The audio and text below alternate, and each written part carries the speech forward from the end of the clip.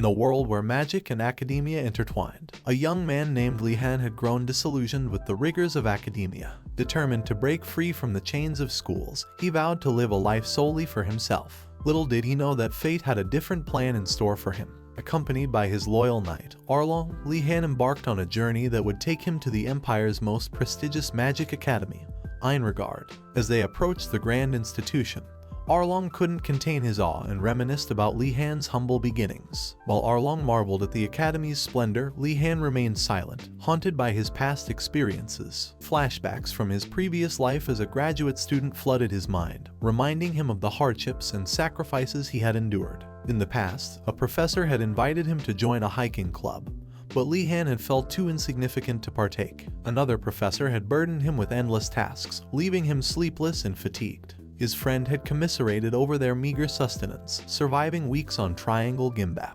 Yet, his friend recognized Li Han's extraordinary resilience, urging him to consider pursuing academia once more. Determined to live life on his terms, Li Han made a solemn promise to himself never to set foot in a school again. However, destiny had other plans. As he crossed the road lost in his thoughts, a tragic accident claimed his life, abruptly ending his journey. But this was not the end. Li Han's spirit, bound by an unbreakable thread, transcended to a new life, a life where he was reborn as Li Han Wardinas, the third child of the prestigious Wardinas magic family, known for their wealth and power within the empire. Expecting an easy life as a noble, Li Han soon discovered the harsh reality. In the Wardinas family, only the firstborn would inherit everything, leaving the remaining children to fend for themselves. Faced with this new challenge, Li Han realized that his past life's resolve to stay away from schools had carried over. To navigate this new world and secure his place, Li Han sought guidance from his knight companion, Arlong, not only in swordsmanship but also in his pursuit of magic. Recognizing the importance of becoming a mage, Li Han believed it to be the safest route,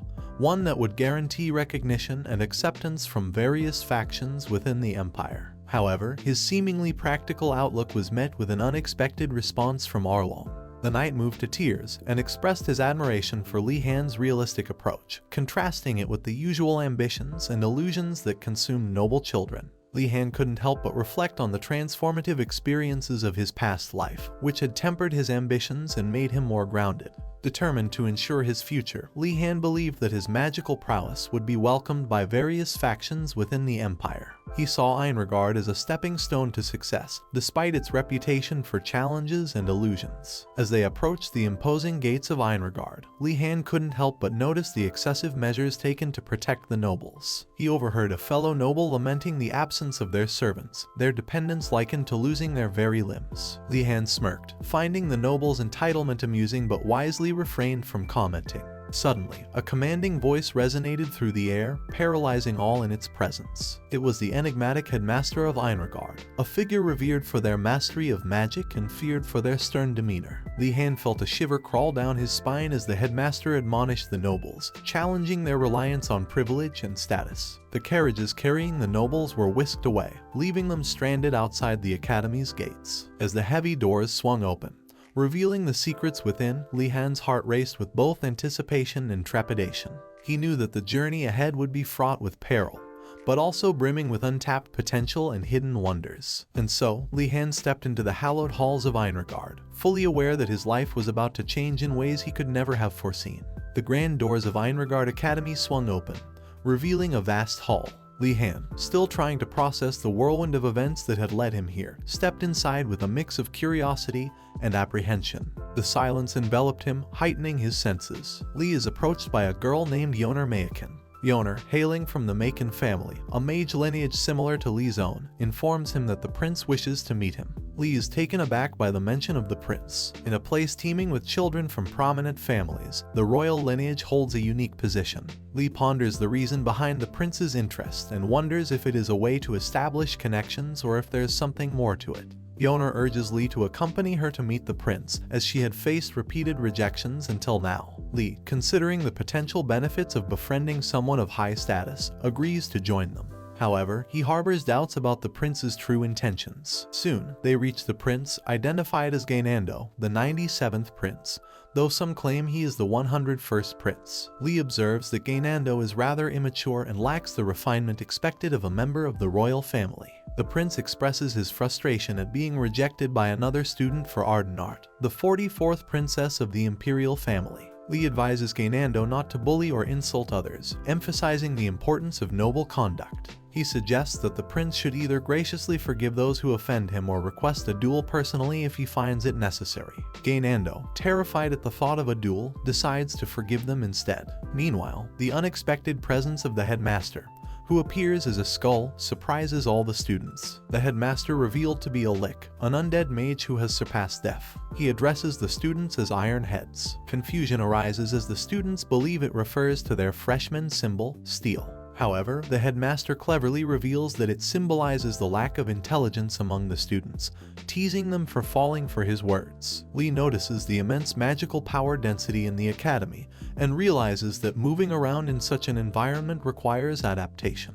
He wonders if the headmaster intentionally adjusted the density to challenge the students. The headmaster is impressed by Lee's ability to move in the dense magical atmosphere and directs everyone toward a door leading to a banquet hall. The headmaster announced a feast for the students, inviting them to enjoy the banquet and find respite from their travels. The doors to the banquet hall swung open, revealing a magnificent spread of food that seemed almost too good to be true. However, as the students approached the tantalizing display, Prince Gainando, in particular, couldn't contain his excitement, but his enthusiasm was short-lived when the food disappeared before his eyes. The headmaster chuckled at their reactions, delighting in their naivety. As the students stand bewildered, the headmaster demonstrates his magical abilities by making bread, clothes, and wands float around them. He explains that these items are their uniforms and provisions, encouraging them to learn magic and acquire what they need through their abilities. Prince Gainando, about to voice his thoughts, was met with the headmaster's sudden appearance in front of him. Startled, the prince fell silent, overwhelmed by the headmaster's imposing presence. The headmaster's words echoed through the chamber. The students stood there shocked.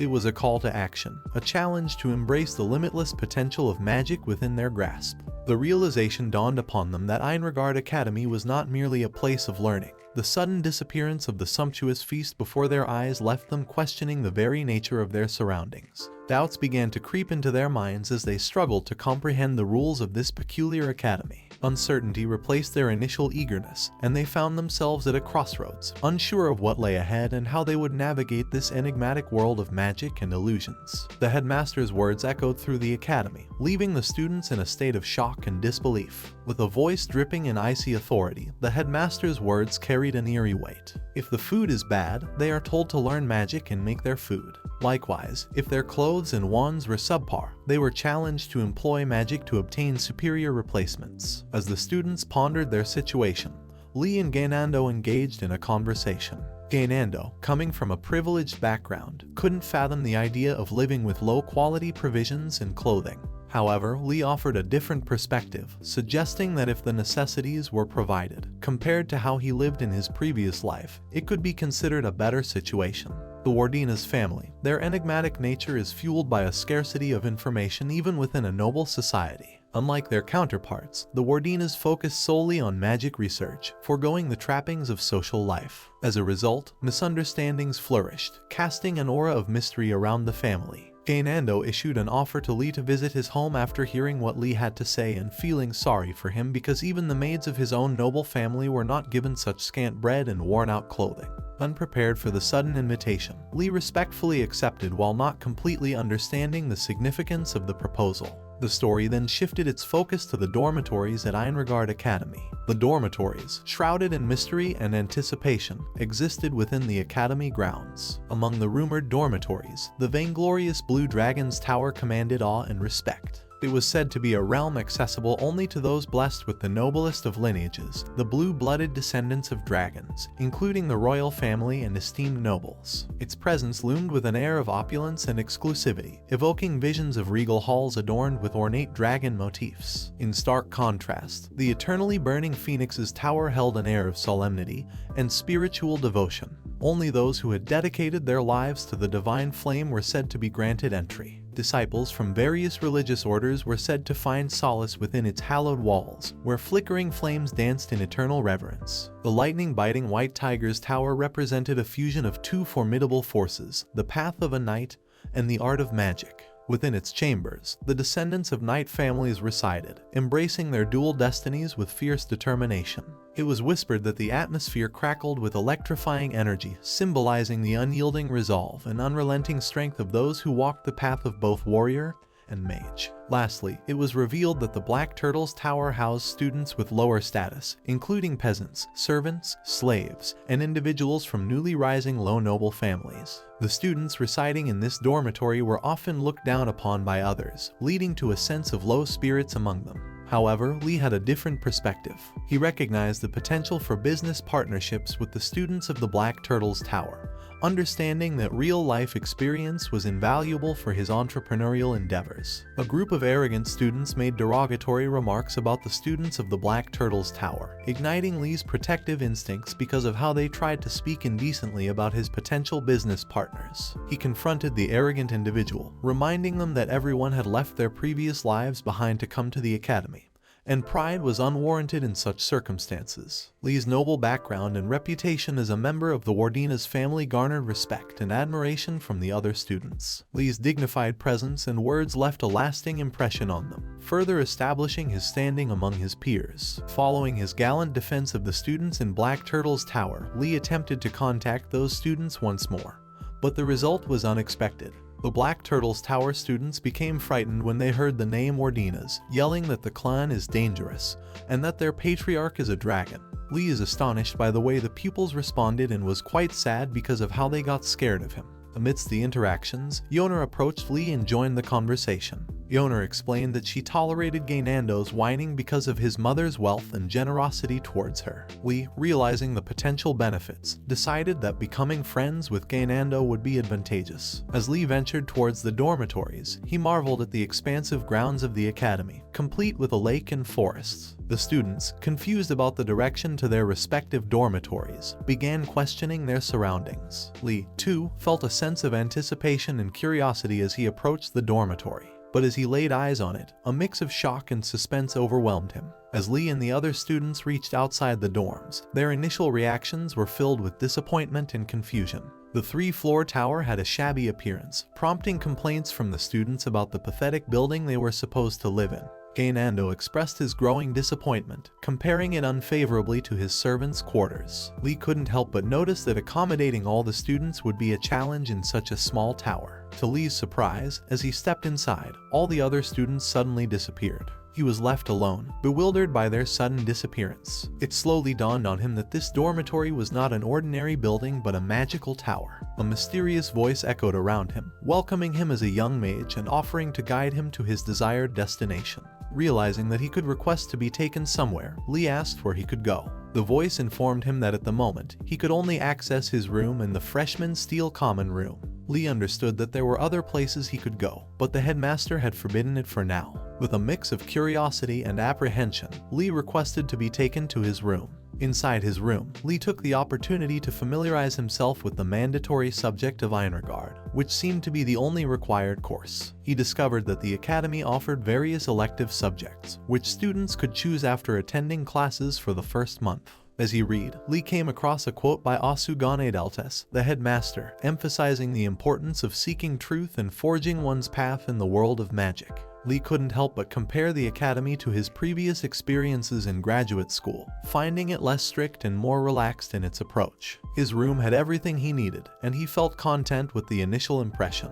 However, his contentment was short-lived as he overheard students in other rooms complaining about the lack of amenities and feeling dissatisfied. Lee's attention shifted to the freshman steel common room, where he engaged in a conversation with Yoner. Yoner expressed his dream of learning alchemy and opening his workshop, supplying products to the Imperial Palace. He mischievously proposed that they do it together, but Lee, considering the challenges and competition, expressed his intention to think about it. In Lee's mind, stability and a secure career path seemed more appealing, so he contemplated pursuing subjects with less competition and easy-to-achieve grades. However, he refrained from sharing his thoughts with the passionate Yoner, not wanting to discourage her. Meanwhile, Gainando burst into the room, distressed about his empty and seemingly robbed living quarters. Lee and Yoner exchanged dumbfounded looks in response to Gainando's confusion. The next day, Lee found himself engrossed in a book titled Understanding the Basics of Magic. He learned that the subject was mandatory for first-year students, while the other classes varied based on the dormitories. However, he couldn't help but notice the overall dispirited state of his fellow students. They complained of hunger, discomfort from uncomfortable beds, and a general sense of dissatisfaction.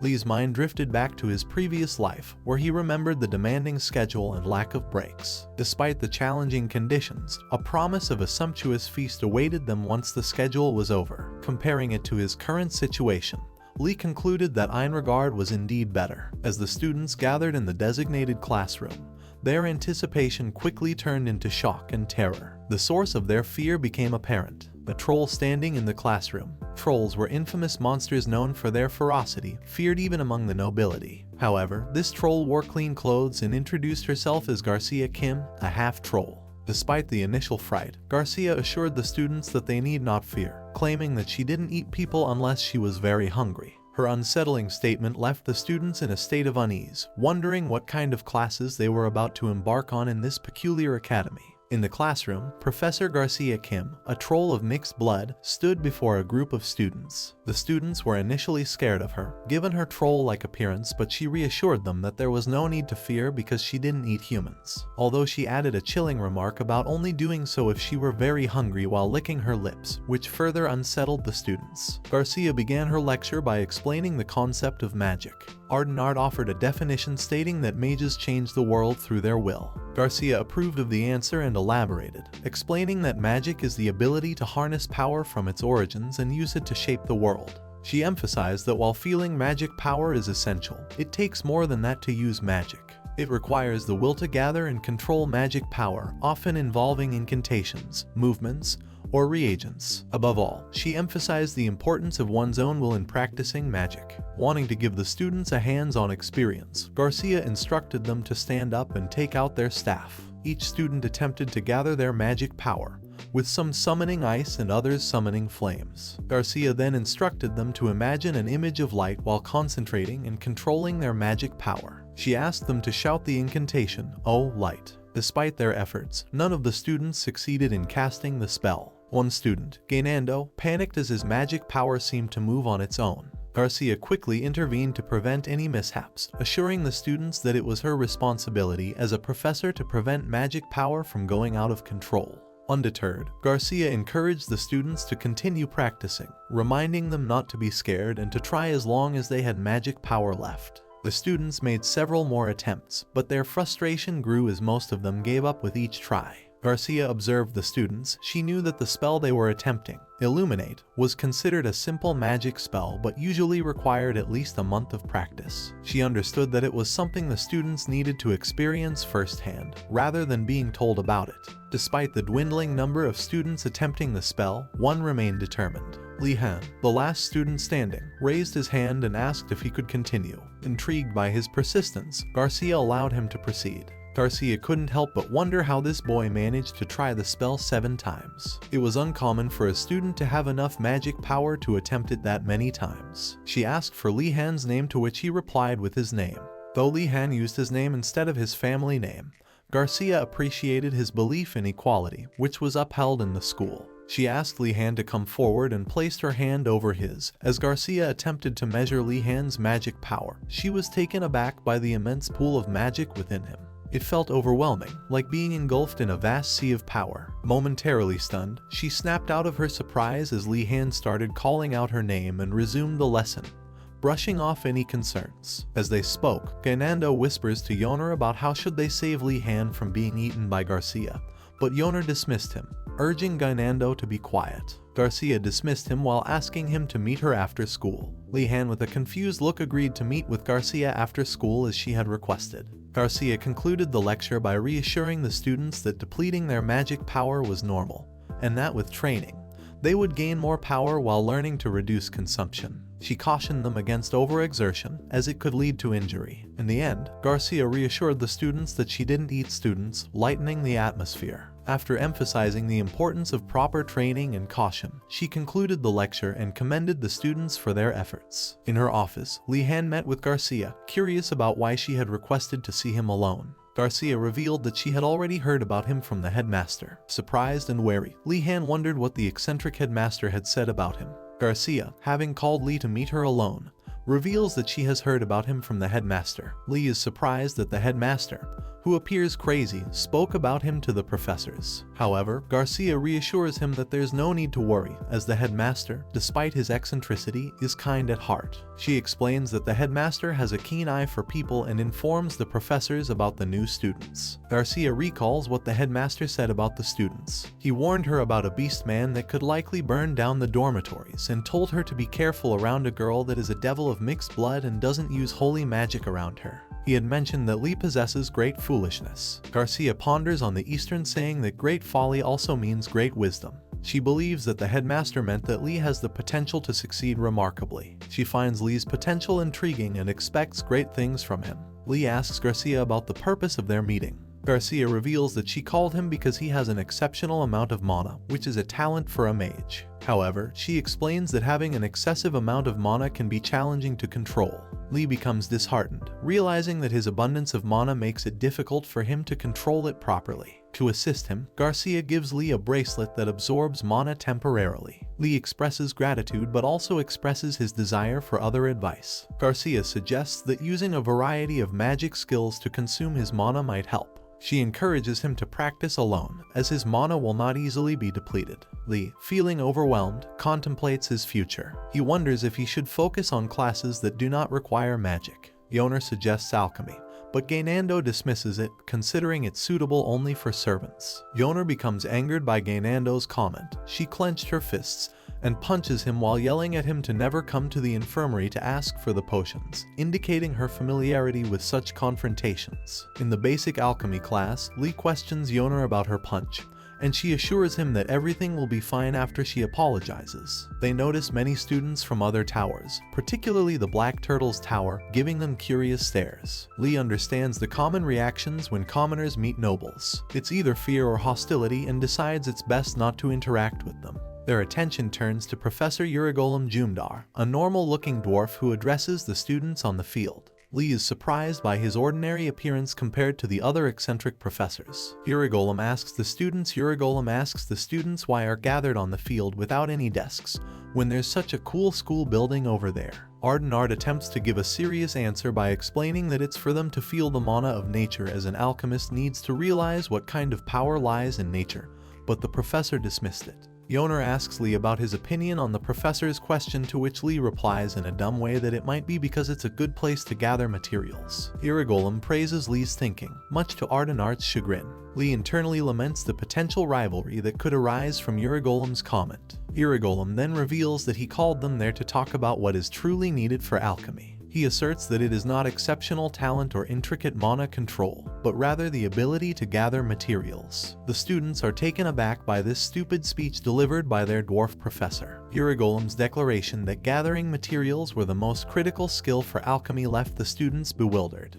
Yoner, excitedly taking notes, couldn't hide her disappointment as Urigolum's statement contradicted popular beliefs. Ardenard questioned the notion, suggesting that materials could be grown or commissioned. It's a little too much to say the number one skill needed is the ability to gather materials. The whispers of doubt spread among the students. One of the students whispered that there is no need for gathering materials and it's a bit strange. Urigolum, angered by the lack of understanding, dismissed their concerns, emphasizing that only 10% of materials could be personally grown. Not all purchased materials were usable due to poorly picked herbs by adventurers. After the end of his explanation, all the students are tasked with finding material known as the Dako herb. Meanwhile, Li and Yoner focused on the material shown by the professor. Li asked Yoner if she had used it before, and she confirmed that she had before entering the academy. Aware of the dangers of practicing magic, Li proposed forming a team to ensure their safety, as that place had no preparations. Li thought about partnering with Ardenard, but to his disappointment she already teamed up with some students of the Black Turtle Tower. But what hurt him more was that the Black Turtle Tower avoided him but teamed up with the princess. Yoner explained to him that the princess was famous before coming here, unlike a prince they know.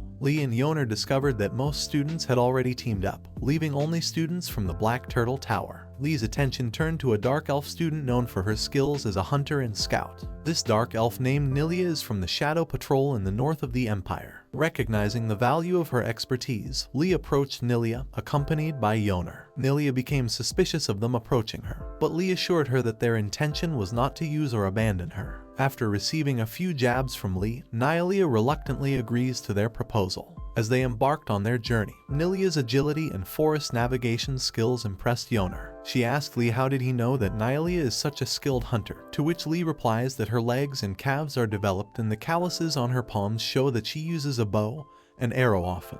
Nilia, being a dark elf, had a better sense of hearing when compared to other humans. She is surprised about how this guy found so much about her from just this much information. She started thinking that Lee has a strange power and he could read other people's minds. As Nilia was making these assumptions, Lee revealed that all this talk was just a joke and there was a symbol of the Shadow Patrol on her waist. Although Nilia overheard their conversation, she denied it when questioned by Lee. Nilia denied Yoner when she is asked to match their pace, but Lee explains that the only Yoner can differentiate between the herbs. Nilia asks about the role of Lee in their team as she is their guide and Yoner's role is to find the herb.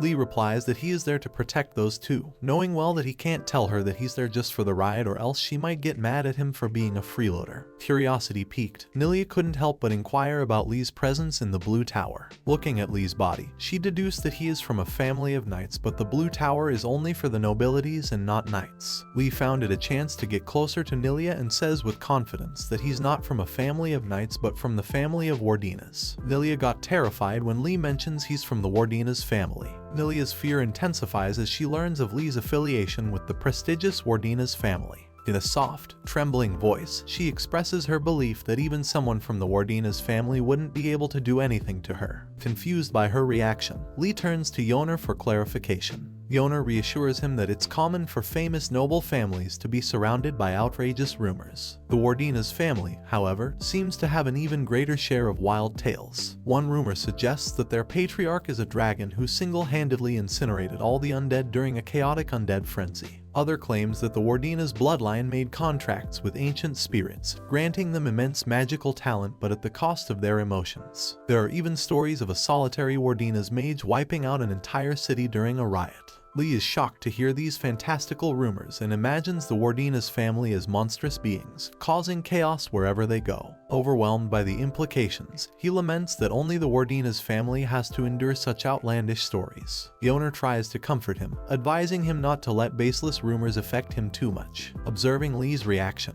Nilia considers the possibility that these rumors might hold a grain of truth. However, she dismisses the notion that the Wardinas family lacks emotions. The trio continues their journey, with Nilia swinging through the branches and spotting fresh animal tracks. Examining the tracks, she deduces that the animal deliberately tried to conceal its presence. Nilia shares her findings about the tracks and speculates on the responsible creature, though Yoner struggles to feign interest. Realizing that her wilderness knowledge may not resonate with those unfamiliar with such matters, Nilia apologizes for going on about it. To her surprise, Lee expresses genuine interest and requests further information. Encouraged by his curiosity, Nilia becomes more enthusiastic. She acknowledges that discussing the wilderness may seem incongruous for nobility, but she proceeds to caution Lee about the unpredictable nature of Einregard, a land teeming with mana where all sorts of monsters, including experimental creatures and rare slimes born from magic potions, can be found. Intrigued by Nilia's expertise, Lee implores her to teach him how to interpret these signs himself. Initially skeptical of his commitment, Nilia doubts Lee's sincerity but is eventually swayed by his determination to learn.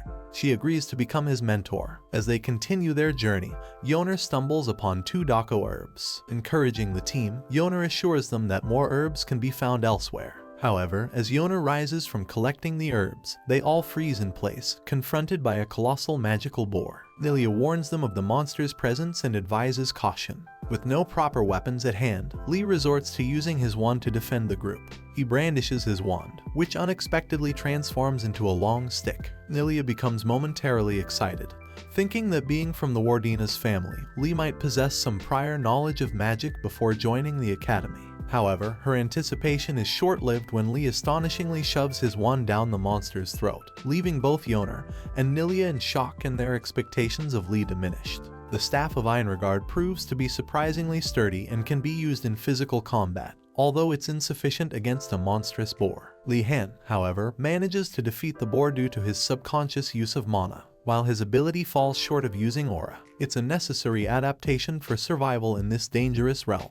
Examining the fallen boar, Nilia proclaims that Lee killed it, leaving Yoner perplexed about the unconventional class dynamics. Suddenly, they hear a scream and rush to its source, finding a group of students facing another magical boar. Lee suggests observing from a distance, confident that the larger student group can handle the situation. One of the students, Ashan Dalkard, steps forward and declares his intention to fight the boar. Yoner observes the scene and reveals that Ashan belongs to the Dalkard family, renowned for their exceptional problem-solving abilities. While the Wardina's family has served as advisors to the Emperor for generations, the Dalkard family has held premier positions and managed finances. Lee concludes that if Ashan is a Dalkard, he should be trustworthy and skilled in swordsmanship. Ashan claims to be able to predict the boar's every move, safeguarding Princess Ardenart. However, his predictions prove inaccurate, and the boar's kick hurls him through the air. The enraged boar turns its attention to the group of students protected by the princess. Lee's group observes the situation from a cliff as Yoner asks him what he plans to do to save them.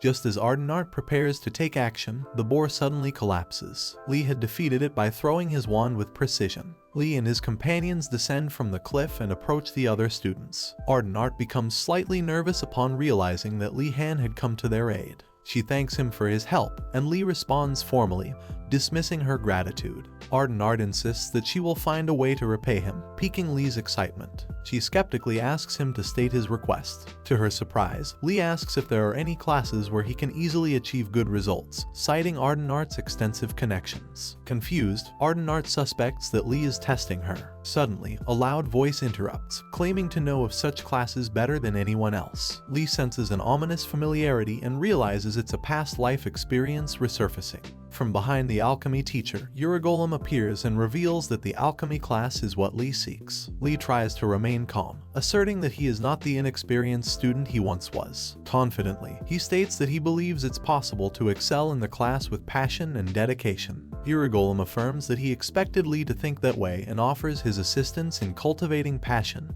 and love for alchemy. Anxious, Lee replies that he still needs to explore other classes. The other students whisper among themselves, envious of the attention Lee is receiving. Lee silently prays that their jealousy won't escalate. Uragolem concludes the class for the day, mentioning that the other groups who went to different locations didn't encounter the boars. Ashan questions whether the professor intentionally guided the boars toward them. The teacher explains that the objective of the lesson wasn't just to find herbs, but to expose the students to various situations they might encounter during their search. An alchemist must be prepared to handle diverse challenges. Angry thoughts swirl in the students' minds as they curse the professor silently. Yoner asks if they still need the Dako herb they worked so hard to find. Uragolem expresses surprise, as he never expected them to discover it. He congratulates Lee, Yoner, and Nilia for passing the test, praising them as talented students meant for his class. He insists that Li Han must enroll. Hearing this, Lee can only think of one thing: that he's screwed up. With no other option, Lee reluctantly agrees to take Uragolem's class. Uragolem notices that Lee is surprisingly mature for his age, as most students would typically be rebellious. He declares that as a reward for killing the boar and obtaining the Dako herb, Lee will receive a special privilege. Curious, Lee asks about the nature of this privilege. Uragolem explains that he has a cabin in the forest and will allow Lee to visit it as much as he wants throughout the semester. Lee, haunted by his past life experiences, envisions himself being assigned various household chores by his professor. Uragolem, realizing his mistake in not explaining further, clarifies that the special privilege involves food. He states that although the students may not be enthusiastic about it now, they will come to appreciate it after a week. Lee realizes that survival on just bread is challenging, especially considering that all the noble children reside in his tower. Uragolem reveals that his cabin is filled with ingredients, including spices and vegetables that he obtained from the forest. Lee understands that this is essentially a voucher for an unlimited buffet. Excited by the offer, he exclaims that alchemy is the best. Uragolem responds positively, stating that he is starting to like Lee more and more. After the test concludes, students murmur among themselves about the professor's eccentricity in unleashing monstrous boars, vowing never to return to his class. Exhausted by the school and its dynamics, Lee realizes that his focus should be on setting aside rations. Together with Yoner and Nilia, they begin dismembering the boar. Although Lee learned animal dissection from Arlong, he cannot do it alone. Yoner offers her help despite her fear and nervousness, with the only request being a share of the meat. Surprised, Nilia questions their ability to handle such tasks, as nobles typically lack experience in such matters. Lee and Yoner reassure her that if they want to eat meat, they must learn to do this. Nilia eventually relents and agrees to show them the skills of a hunter. Lee feels relieved, knowing that Nilia is an expert, and Yoner comes from a family familiar with handling materials. With their combined efforts, they should be able to accomplish the task. Meanwhile, the professor brings the necessary equipment, and they begin the process of dismembering the boar. Nilia is surprised to see that Lee is performing better than expected and wonders if the Wardina's family teaches these skills. They are instructed by the professor to separate the lean meat and hang it on wooden branches. They are also advised not to discard the intestines, as they will be used to make sausages. Lee smokes the meat to preserve it, surprising Urigolem, who praises him for surpassing his expectations. Urigolem explains that the meat would have decomposed, regardless of the cool weather. As they grow hungry, Lee requests some bread and butter, which the professor provides along with jam, making the meal even more enjoyable. It is the first time these students have experienced such a delicious meal since entering this hellish school. After finishing the meal, Yoner asks what they should do with the remaining meat. Nilia suggests sharing it with other students in their tower, but Lee and Yoner misunderstand, thinking she means to sell it. Lee explains that the students in Blue Dragon's tower are wealthy, so selling the meat wouldn't be an issue. Yoner agrees, stating that nobles would be embarrassed to accept things for free. Nilia is surprised by their behavior and wonders if all nobles are like this. Nilia questions their intentions, wanting to make sure they truly plan to sell the meat for money. Lee asks if she wants to join in, but Nilia declines, mentioning that she intended to give the meat as gifts to her friends. Lee warns her that she may regret her decision, while Yoner agrees, stating that friendships may fade, but riches endure. Nilia dismisses their concerns. The professor observes them with a smile, privately noting that they are passionate students but also troublemakers. He concludes that he will likely have many headaches because of them. In the vast grounds of the vainglorious Blue Dragon's tower, nestled amidst the fragrance of the surrounding forest, a peculiar aroma wafted through the air. It was a tantalizing smell that caught the attention of the students, stirring curiosity and appetite. Lee and Yoner, two enterprising individuals, were responsible for the source of this delightful scent. They had set up a makeshift cooking area and were busy preparing a delicious steak. The sight of the meat piqued the interest of the students, and they gathered around, both amused and astonished. Lee beckoned the students to sit down, assuring them that there was enough for everyone. However, his generosity came at a price: 2 silver coins per person. The students, longing for a taste of meat after a long time, eagerly agreed and paid the requested amount. As they savored the succulent steak, tears welled up in the students' eyes. The delectable flavor seemed to ignite a newfound sense of joy and gratitude.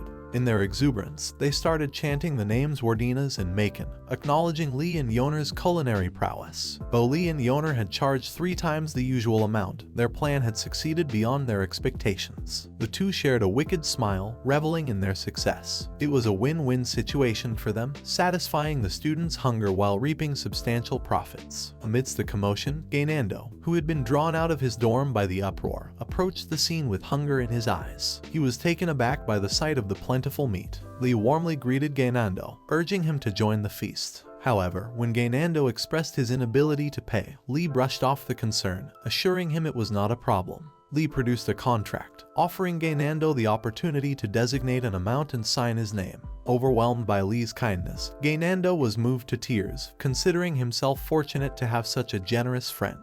It was a heartwarming moment that added to the satisfaction of the day. The next day dawned, and conversations among the students turned to the seemingly pointless topics they were being taught, such as basic magic personality education. Some questioned the necessity of such teachings for nobles like themselves, who were already deemed perfect. Lee, hearing these remarks, couldn't help but wonder how they could utter such sentiments without a hint of irony. To their surprise, the headmaster of the school suddenly materialized before them, greeting the students. The revelation that the headmaster was also their personality education professor left the students astounded. The headmaster expressed his astonishment that the students had finally managed to find food. When a student questioned why they were expected to fend for themselves and why everyone had to contribute, the headmaster silenced the pointless chatter with a stern warning.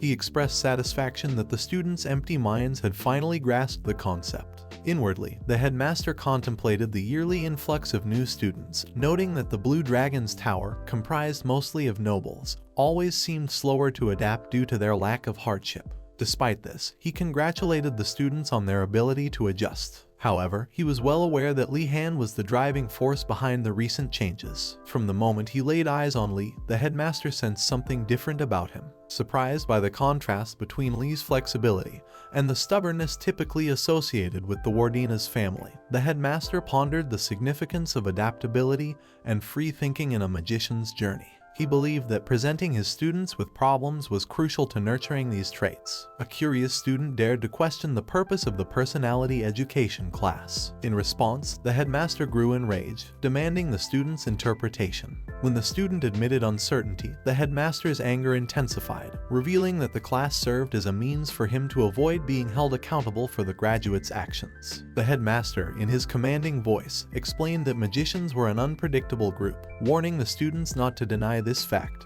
lest they incur his wrath. He ordered them to open their books and recite the first page aloud. With trepidation, the students complied, reciting the words inscribed on the page, "I will not cause harm to ordinary people with my magic." The headmaster demanded they speak louder, their collective voice echoing through the room. Li couldn't help but wonder if such recitations held any real significance. The headmaster, after the students' recitation, expressed his hope that the day's class would help them develop compassionate hearts. He then called for 2 volunteers to assist him, but the students hesitated and averted their gazes. The headmaster warned them that if no one stepped forward, all would suffer the consequences. In a surprising turn of events, Li stood up and offered himself as a volunteer. The headmaster, taken aback, approached Li, who nervously expressed his admiration for the professor and his willingness to assist. The headmaster, though initially intimidating, told him that he hates hearing insincere things, but he acknowledged Li's proactive nature, understanding the value of seizing opportunities. Gainando, terrified for Li's well-being, questioned his sanity, fearing the headmaster's unpredictable actions. Another student intervened, assuring Gainando that Li's sacrifice was an act of selflessness. Moved by this display of camaraderie, Gainando mustered the courage to step up as well. But before he could announce it, Ashan Dalkard interrupted and volunteered himself. The headmaster, surprised by Ashan's decision, scoffed at him, calling him a blockhead from the Dalkard family. Aware of the Dalkard family's proficiency with documents, the headmaster acknowledged Ashan's skills. Li recognized Ashan and pondered whether they had similar intentions or not. Ashan glanced back at Li, expressing gratitude for his previous help. Li insisted that no repayment was necessary, but Ashan, citing the Dalkard family's calculated approach, stood by his decision. The headmaster reappeared behind the 2 volunteers, remarking on their harmonious relationship. However, he redirected their attention to an immediate task, that is copying down all the student safety rules before the next class. Li and Ashan were taken aback by this unexpected assignment. Both Li and Ashan diligently copied the rules after the class. Ashan grumbled about the unnecessary nature of the task, questioning why they couldn't use magic to resolve it instantly. Concerned for Ashan, Li wished he wouldn't faint from exhaustion. Li speculated on the headmaster's motive behind this task. He believed that the headmaster wanted them to use magic if they felt frustrated. However, Li and Ashan struggled even with basic magic, like Illuminate. How could they utilize magic through writing? Li wished if the headmaster had even a shred of conscience, then he would have left them a clue somewhere. Ceasing his writing, Li stood up, perplexing Ashan, who inquired about his intentions. Li explained that he was searching for a sliver of hope to resolve the situation. Ashan, tired but intrigued, asked if it was acceptable to do so. Li responded confidently, stating that no one had explicitly forbidden it, especially in the headmaster's lecture hall. Fatigued, Ashan commented that stealing was alright once in a while.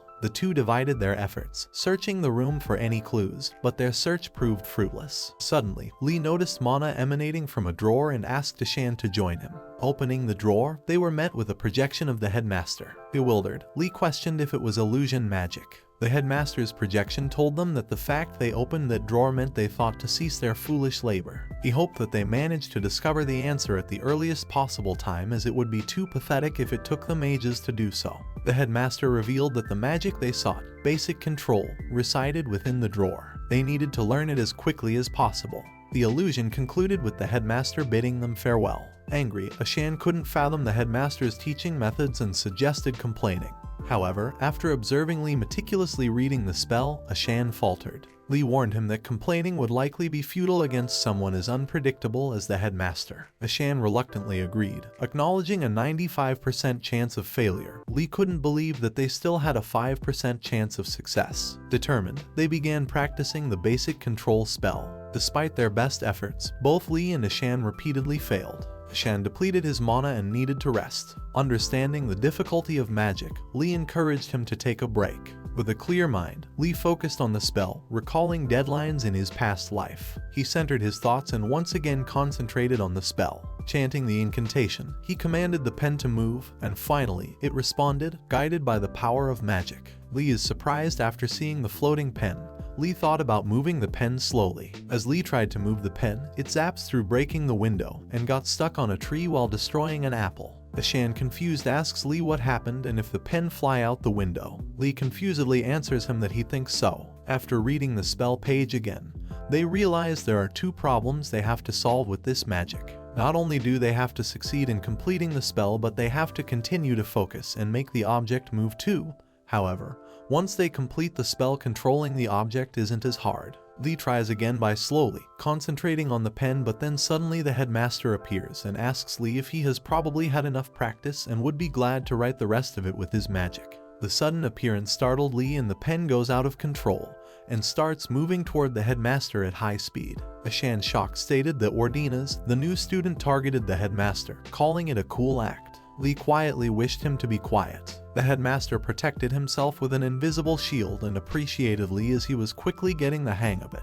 The headmaster admitted that he is pretty good for an idiot. Lee, being surprised as that's all the headmaster had said, concluded that he might be in a good mood. Lee, taking benefit of this opportunity, asked the headmaster if it is fine to ask for some tips on controlling objects. The headmaster said that Lee had completed the spell, and that if controlling the object was difficult, Lee replied that it is. The headmaster told him not to worry as all the new students struggle. Lee was finally relieved after hearing the words of the headmaster, as he thought it was because of his magic. But his expectations were short-lived when the headmaster suddenly said that it was a lie. He also told him that the spell is the hard part. In controlling it should only take practicing once or twice. He told him that the people that have a hard time controlling it is a special kind, and told Lee to figure it out himself. Lee is a bit angry with no satisfactory answer, thanked the headmaster. The headmaster thought that it was not fun making fun of this child, and Ashan would react more. The headmaster announces that their understanding of magic will grow the more they use it. He also told them to not worry and go have some lunch. With these words, the headmaster teleported Lee to the cafeteria. Lee, surprised by the teleportation spell, tried his best to land perfectly.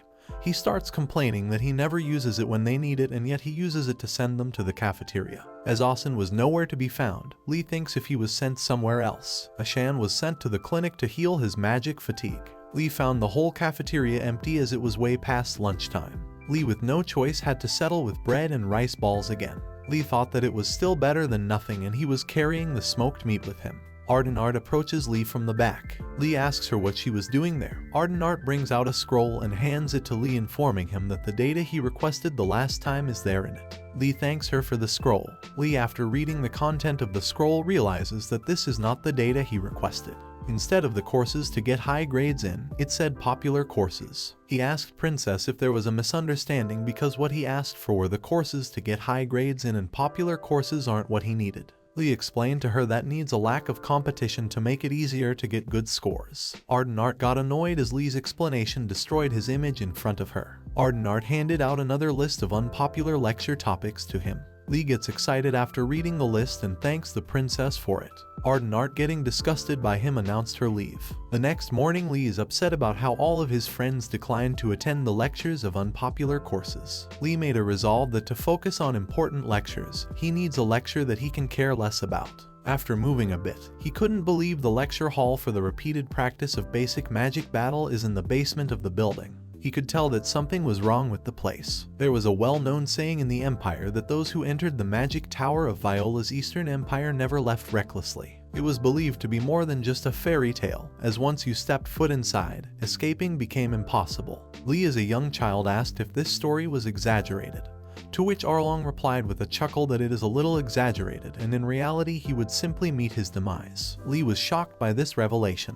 In regard, the academy could be seen as the culmination of the magic tower's power. This is why even curious new students refrained from exploring its depths. Lee, trying to alleviate his fear, muttered that it should be fine since it was just a school. The dormitories and the main building's first level were perfectly safe. However, a voice from behind interrupted, asking if Lee was planning to enter the first underground level. Lee was filled with dread as he turned around to find the headmaster there. Lee saw this as an opportunity and respectfully greeted the revered headmaster. He explained that he intended to enter the first underground level but wanted to know if the headmaster had any advice. The headmaster responded coldly that he have nothing to tell him, and if Lee's body is found tomorrow then he shall offer it a flower. Lee's heart sank, realizing that the headmaster's words were far from reassuring. Undeterred by the headmaster's cryptic warning, Lee ventured into the basement in search of the lecture hall. Eventually, he found it, but an ominous feeling overwhelmed him as he approached the room. Outside the lecture hall, Lee encountered a group of students. He thought to himself that with so many students in the school, he couldn't possibly be the only one attending the lecture. To his surprise, the students read the lecture name and quickly realized they were in the wrong place, avoiding potential trouble. As they walked away, they discussed how nobody dared to take that class and how everyone in their tower feared it. With a brave heart, Lee entered the lecture hall, only to find 3 students already seated. As he made his way to a seat, a voice from the back instructed everyone to take their places. Lee was startled, as he hadn't noticed anyone there before. He turned his gaze toward the source of the voice and saw a figure with pale skin, gloomy eyes, and long canine teeth. Lee immediately deduced that he was a vampire. The vampire introduced himself as Bloody Greg, the professor in charge of the class. Professor Bloody Greg explained that the objects on the students' desks were made from spirit star stones, sensitive to mana. He revealed that as constellations filled their designated spaces, they emitted divine power, which the spirit star stones absorbed, causing them to change. The professor instructed the students to rise from their seats and infuse their mana into a ball made from the spirit star stone. Lee felt a pang of self-doubt, considering his previous failure in using basic magic like illumination. As all the students infused their mana, the stone started floating above them. Lee was astonished at how effortlessly he succeeded.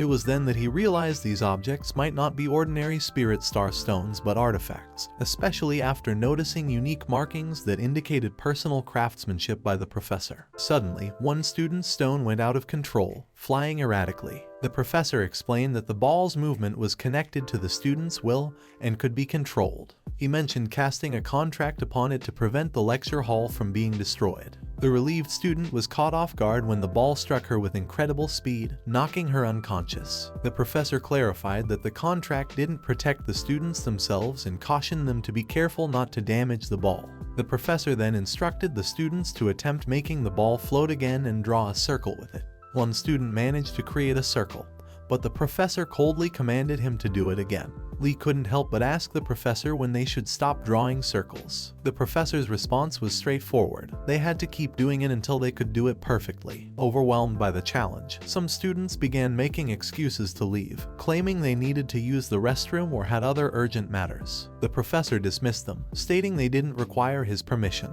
As a result, 2 students left the lecture hall, while another fainted from exhaustion. Lee informed the professor about the student who had passed out due to mana exhaustion.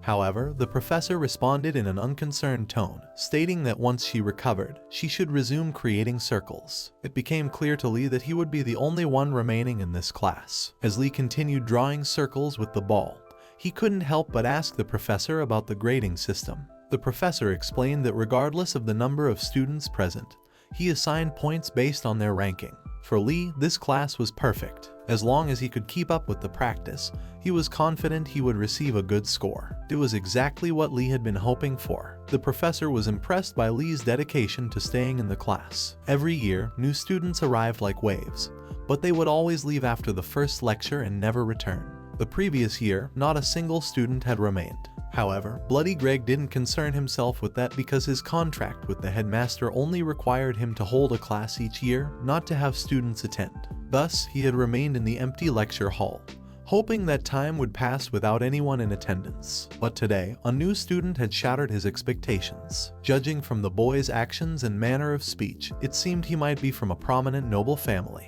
Despite his apparent youth, he carried an air of maturity. Although Bloody Greg wasn't certain about the boy's magical abilities, he could tell that he was special. The professor hoped that the boy would continue attending, as it would allow him to progress with the lectures for the first time. After the class ended, Lee tried to persuade his friends to join him in attending the lectures. He assured them that they would receive good grades just by staying and practicing. Gainando asked for more details about what the professor taught, and Lee admitted that the only instruction so far is to infuse magic into a crystal ball provided by the professor and practice drawing circles with it.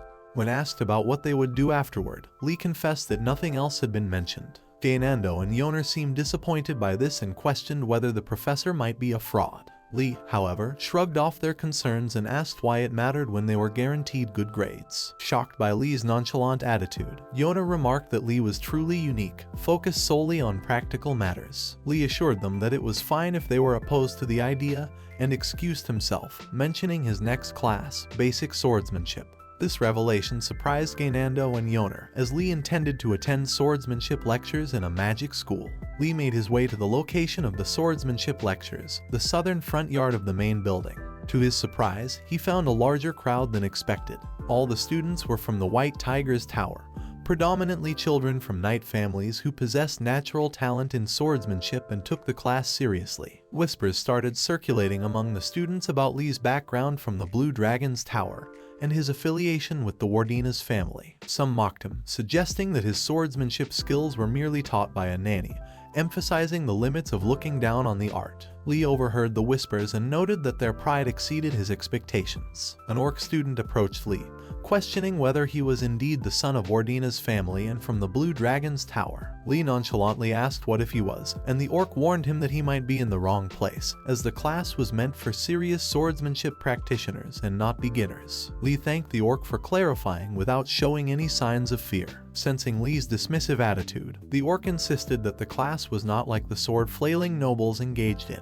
Lee brushed him off, stating that he understood, and even challenged the orc to a duel, mocking his skills. Enraged by Lee's taunt, the orc was about to start a commotion when the professor called for the students to gather around. Introducing himself as Professor Ingoldal, the professor acknowledged that all the students likely had some experience wielding a sword. He explained that his role was not to go over the basics but to help the students improve their techniques, assuming they had come to either enhance or maintain their current skills. As the professor spoke, Lee felt a tap on his shoulder and turned to see another elf standing there, capturing his attention. Lee Han was attending the swordsmanship class and listening to Professor Ingoldal as he introduced himself when suddenly he felt a tap on his shoulder from behind.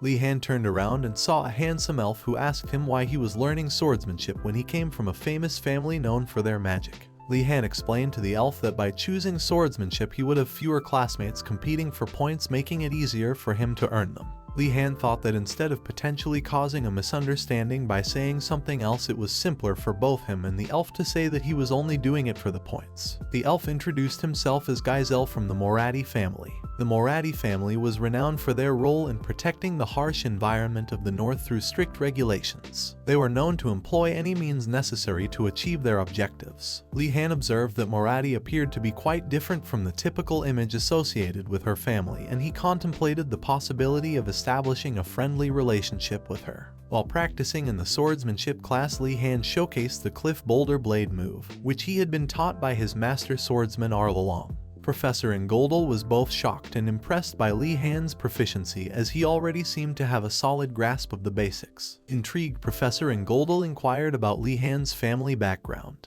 Lee Han revealed that he hailed from the esteemed Wardina's family. Professor Ingoldal was taken aback by this revelation, but he proceeded to question Lee Han about his motivation for learning swordsmanship.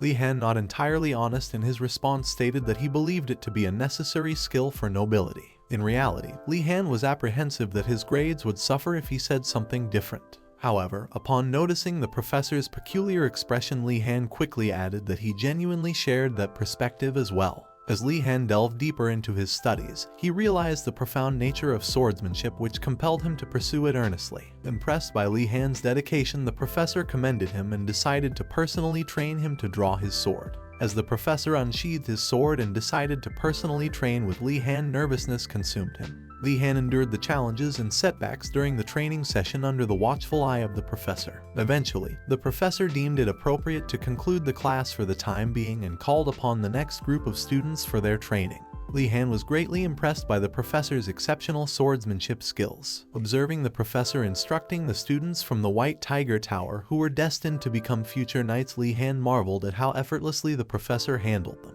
Comparing Arlong's unwavering strength as a swordsman to Engoldal's fluidity despite his prosthetic arm and leg, Li Han realized that Professor Engoldal epitomized the essence of a true instructor. The professor keenly recognized the techniques of each student and offered them direct and valuable advice, showcasing his expertise in teaching. As the swordsmanship class approached its end, the professor unexpectedly called upon Li Han and Drugu from the Choi family. Li Han felt confused as to why the professor was summoning them, only to realize that Drugu was the orc who had previously instigated a confrontation with him. Li Han and Drugu found themselves facing each other, and the professor announced that they would now engage in a sparring session. This announcement left everyone around them in shock, while Drugu wore a smug expression and readily agreed to the challenge. The professor handed them wooden blades for the spar. Determined, Li Han recalled the obstacles he had overcome in his journey of learning swordsmanship. He steeled himself for the upcoming fight, mentally preparing to give it his all. Professor Engoldal chose Li Han and Drugu for the spar because they stood out the most among the students. The professor recognized that mastery of swordsmanship could not be achieved through theory alone. It required extensive practice and real combat experience for individuals to develop proficiency. For example, take a technique that targets the opponent's neck. Merely understanding the theory of the technique would not be sufficient to overpower an opponent. It is only when accompanied by repeated practice, practical application, and combat experience that a swordsman can truly unlock the technique's power. Using the technique alone would present a challenge in overpowering an opponent. The true power of the technique can only be unleashed when accompanied by theoretical guidelines, understanding, and practical application. Li Han and Drugu fulfilled these requirements, showcasing their ability to channel even a small amount of mana. This demonstrated their exceptional talent as potential knights. The professor commanded Li Han and Drugu to assume their positions. As he observed Li Han's exceptional swordsmanship skills, the professor couldn't help but feel a sense of pride, knowing that Li Han did not hail from a noble knight family. He eagerly anticipated witnessing their performances in the upcoming duel. The Choi family specialized in the use of the Alpine Lunar Sword, a weapon known for its swiftness and razor sharpness. In contrast, Li Han wielded the Cliff Boulder Sword, a heavy and sturdy blade. Recognizing the stark contrast in their swordsmanship styles, the professor believed that Li Han and Drugu would have much to learn from each other. As rivals, they had the opportunity to grow and improve through their differences. The duel between Li Han and Drugu began with Li Han holding his ground as Drugu made the first move, charging at him with his sword. However, Li Han skillfully deflected Drugu's attack and caught him off guard by throwing sand in his face, momentarily stunning him. The other students watched in astonishment while the professor expressed admiration for Li Han's maneuver, recognizing its effectiveness. The professor stressed the importance of doing whatever it takes in battle, as only life and death truly mattered. He acknowledged that this concept might be challenging for the other students to understand, considering their upbringing in honorable families that placed high value on respect. This mindset, which disregarded the surrounding circumstances in pursuit of victory, was not easily acquired. The professor believed that Li Han embodied the qualities of a true swordsman who embraced this mindset. Li Han continues his relentless assault on Drugu without stopping. Li Han is fully aware of Drugu's exceptional abilities. Despite his caution, Li Han remains focused on creating a situation where he can secure a victory in the battle. Finally, in a strategic move, Li Han placed his foot on Drugu's foot, causing him to lose his balance. Drugu tumbles to the ground and rolls away from Li Han, visibly angered by the turn of events. Undeterred, Drugu swiftly stands up and charges at Li Han once again, but Li Han calmly defends against his attacks with his sword. The professor remains very impressed with the performances displayed by both Li Han and Drugu on the field. Li Han notices that Drugu's agitation is growing, yet he can see that Drugu still possesses a significant amount of energy. Drugu stands tall in front of Li Han, ready to face the attacks. Li Han and Drugu continue their sparring session in the field. Li Han becomes aware of Drugu's increasing agitation, yet he also realizes that Drugu still possesses a significant amount of energy. Feeling a hint of stress, Li Han understands the importance of maintaining composure and a focused expression. He knows that he must find a way to increase his chances of winning. Li-han observes that Drugu's decision-making abilities have faltered due to the unpredictable nature of the situation, leading him to make unnecessary movements. Additionally, when Li-han notices Drugu's mana-sheathed sword, he becomes certain that Drugu's stamina is nearing depletion. Unlike Drugu, Li-han doesn't tire from utilizing mana, making it a race against time in the fight. Drugu attempts various moves against Li-han, but Li-han remains resilient and doesn't tire. Drugu feels as if he is futilely poking a boulder with a needle, realizing that he is completely at Li-han's mercy. Eventually, Li-han delivers a final blow, causing Drugu to lose his grip on his sword, which clatters to the ground. The professor intervenes, signaling that the winner has been determined. Reflecting on the outcome, the professor acknowledges that if Drugu had maintained composure, the result might have been different. However, considering Drugu's young age, it was understandable that he struggled to endure the overwhelming sense of oppression. The professor begins by emphasizing that winning isn't the sole measure of success. He commends both Li-han and Drugu for displaying incredible skills during the intense fight. The professor emphasizes the importance of humility in victory and encourages the loser to take the experience as motivation for growth. With these words, both Li-han and Drugu step forward, with Li-han maintaining caution. Surprisingly, Drugu expresses appreciation for the fight and offers an apology for his earlier rudeness. Li-han and Drugu extend their hands, shaking hands in a show of sportsmanship. With this final gesture, the class comes to a close. Night has fallen and the swordsmanship students remain on the grounds, engaged in discussions about the fight between Li-han and Drugu. Some of the students remark that Drugu was humiliated in the match, but others offer words of consolation, asserting that the outcome was not solely Drugu's fault. They attribute Li-han's victory to the strategic use of throwing dirt in Drugu's face. Drugu feels a sense of personal inadequacy, believing that his shortcomings led to his defeat. Moradi approaches Drugu and asks if he plans to leave things as they are, pointing out that the honor and pride of their tower have been tarnished due to Drugu's loss. Moradi insists that the Choi family must take responsibility for this. In response, Drugu questions how he should take responsibility. Moradi proposes that since Drugu was alone, they should team up and seek revenge against Li-han.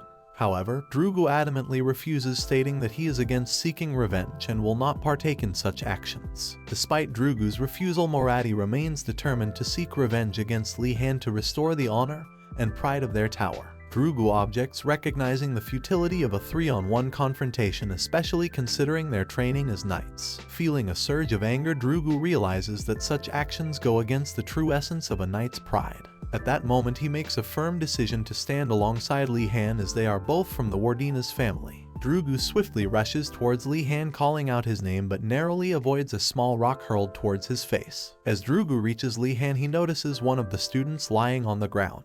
It becomes clear to Drugu that Li-han, surrounded by floating rocks, is prepared to face the remaining students with a fiery determination. Some of the students in the swordsmanship class decide to seek revenge against Li-han for defeating Drugu in their sparring session. However, Drugu, who does not desire revenge, chooses to stand by Li-han.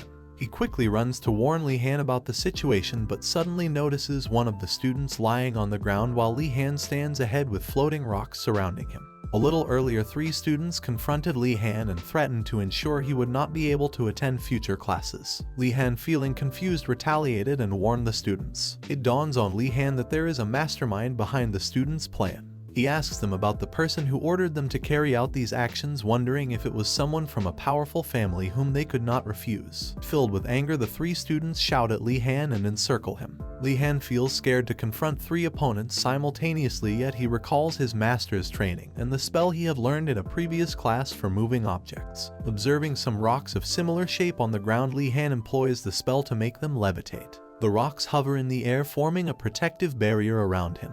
The students are both frightened and shocked to witness Li-han utilizing this form of magic so adeptly. Brandishing his wand, Li-han takes control of the rocks and launches an attack on one of the students, causing them to collapse onto the ground. Although Li-han did not intend to strike the students so forcefully, he must maintain his defense by continuing the assault. Li-han intimidates the remaining 2 students, causing them to flee in fear. Just then, Drugu arrives at the scene and is astonished by the chaos and Li-han's display of power. Li-han questions Drugu if he has come to fight, but Drugu denies it and proceeds to explain the situation to Li-han.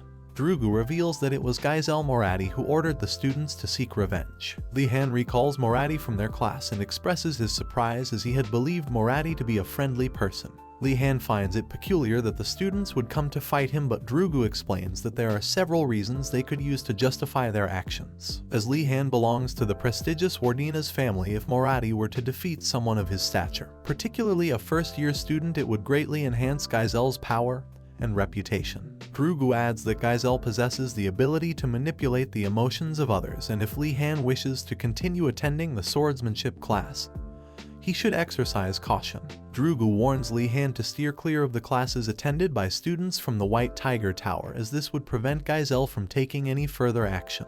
Li Han arrives at his tower contemplating Drugu's advice, but ultimately decides against following it. Firstly, he believes it would be challenging to find another class as excellent as the one he's currently attending. Secondly, he views this situation as a matter of pride and refuses to allow himself to be dragged into their political games. Upon reaching the common room, Li Han deliberately feigns intense emotion, informing everyone present that he was attacked by students from the White Tiger Tower solely because he belongs to the Blue Dragon Tower. He aims to elicit a reaction from the others. Instantly, the room erupts in shouts and rage, with the students fervently discussing plans for an attack and requesting weapons. However, Li Han urges them to calm down. The students express their gratitude to Li Han for providing them with meals, and they gather together prepared to confront the students from the White Tiger Tower. In that moment, Li Han realizes the gravity of his mistake and the extent of the animosity between the Blue Dragon Tower and the White Tiger Tower. As the students are readying themselves to leave and initiate the attack on the White Tiger Tower, Asen suddenly steps forward and requests their attention before they proceed. As the students prepare themselves to launch an attack on the White Tiger Tower, Asen intervenes and halts their actions. He urges them to pause and listen to him before proceeding. Asen begins to explain that they cannot afford to act recklessly, as the White Tiger Tower is primarily occupied by individuals from esteemed knight families. If they charge in without a plan, they will undoubtedly face defeat. Li Han recognizes the rationality behind Asen's words and agrees with him. However, to Li Han's surprise, Asen suddenly raises his voice and enthusiastically suggests that they should wait and then launch their attack.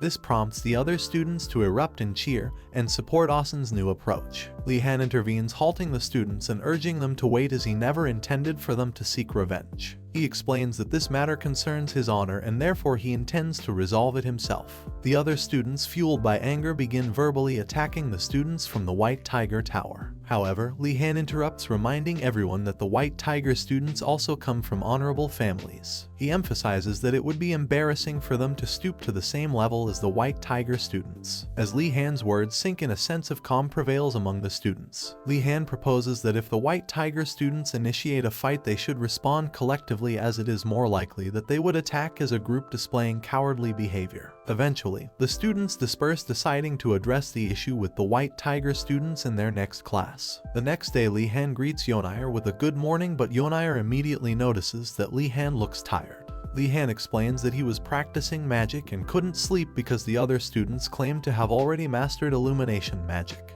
Yonair reassures him that it doesn't matter, and they continue with their day. As they are about to greet Kainando, they observe him pulling a sausage stick from inside his jacket and roasting it on the fireplace. Li Han and Yonair approach Kainando, but he appears startled and starts babbling incoherently. They also notice that everyone else seems hungry and low on energy. Li Han and Yonair brainstorm possible ways to obtain food, and they consider approaching Professor Urigal. However, they hesitate, knowing that the professor is quite stingy, and if they were caught taking food from his office, he would become angry. As everyone heads to their classes, Professor Garcia Kim, a troll professor known for her attentiveness to her students, quickly notices the peculiar changes among them. Firstly, she observes that the students have been consistently hungry since they arrived at the academy, even after a week. Secondly, she senses the escalating tension between the Blue Dragon and White Tiger Towers. Given the diverse backgrounds of the students, intense competition is expected, but the animosity specifically between these two towers appears to be particularly high. The headmaster has expressed the opinion that the more they compete against each other, the stronger they will become, reflecting just one of many perspectives on the matter. Professor Garcia Kim instructs everyone to take a seat and inquires whether anyone has successfully performed illumination magic since their previous lesson. Li Han raises his hand, recalling that he had managed to accomplish it just last night, although he admits feeling tired due to staying up all night practicing. He notices that Princess Ardenart also raises her hand, but she gives him a disdainful glare. Austin approaches Li Han and shares a peculiar rumor circulating about him, claiming that he is solely concerned with achieving good grades rather than pursuing knowledge. Austin finds this rumor unbelievable. Austin tells Li Han about a strange rumor circulating about him, claiming that he prioritizes good grades over acquiring knowledge, which seems unbelievable. Li Han considers this rumor to be somewhat accurate, but notices that Austin appears visibly angry. Austin shares with Ardenart that the person responsible for spreading this rumor is the real issue, emphasizing that she should not be influenced by such gossip. Overwhelmed with emotions, Austin starts to tear up and expresses to Li Han that he thinks he is an incredible person. Li Han feels confused by the situation. Li Han and Ardenart both excel in their illumination magic, impressing Professor Garcia Kim, who praises their success. The professor remarks that it is rare for students to master this spell in their first week and expresses delight at encountering such talented individuals. However, the other students from the White Tiger group feel disappointed by their performance. Sensing their discouragement, Professor Garcia Kim assures them that there is no reason to be disheartened. She explains that illumination is the most fundamental form of magic, serving as the initial step towards understanding the essence of magic itself. Unfortunately, the rest of the students are too engrossed in their arguments and conflicts, disregarding the professor's words. Undeterred, the professor advises everyone not to feel down, as they will be learning elemental magic during the semester. Surprisingly, the mention of elemental magic sparks excitement among the other students, and the professor assures them that by learning illumination they will unconsciously acquire the necessary skills along the way. Elemental magic encompasses the fundamental elements of water, fire, earth, wind, and darkness, along with more challenging attributes like gravitational magic. It serves as the cornerstone for other magical practices such as summoning spirits and assigning attributes to artifacts. To illustrate, it's akin to studying the 4 basic mathematical operations and employing them in advanced high school math. Furthermore, even with a grasp of basic elemental magic, one is regarded as an esteemed individual regardless of their whereabouts. Li Han eagerly anticipates the upcoming lessons. The professor announces that they will now be testing each student's affinity for the basic elements, as everyone possesses an element that aligns with their abilities. While the students engage in discussions among themselves, the professor begins the lesson on the fire element. With a note of caution, the professor reminds everyone that unlike light, fire is a real and potentially dangerous element that can cause burns. Demonstrating their words, the professor conjures a towering pillar of fire, prompting exclamations of excitement from the entire class. Trying to conceal his childlike enthusiasm, Li Han can't help but think that magic is truly awe-inspiring. The professor instructs everyone to attempt fire magic independently. As the students begin their attempts, Li Han notices that each of them has been given a candle by the professor. With determination, Li Han directs his focus and channels his power to create fire magic, aiming at the burning candle before him. However, just as he starts, the professor approaches from behind and intervenes, advising Li Han to hold off on practicing fire magic for the time being due to its inherent risks. Li Han finds himself feeling confused by the sudden change in instruction. Li Han ponders the situation and comes to a realization.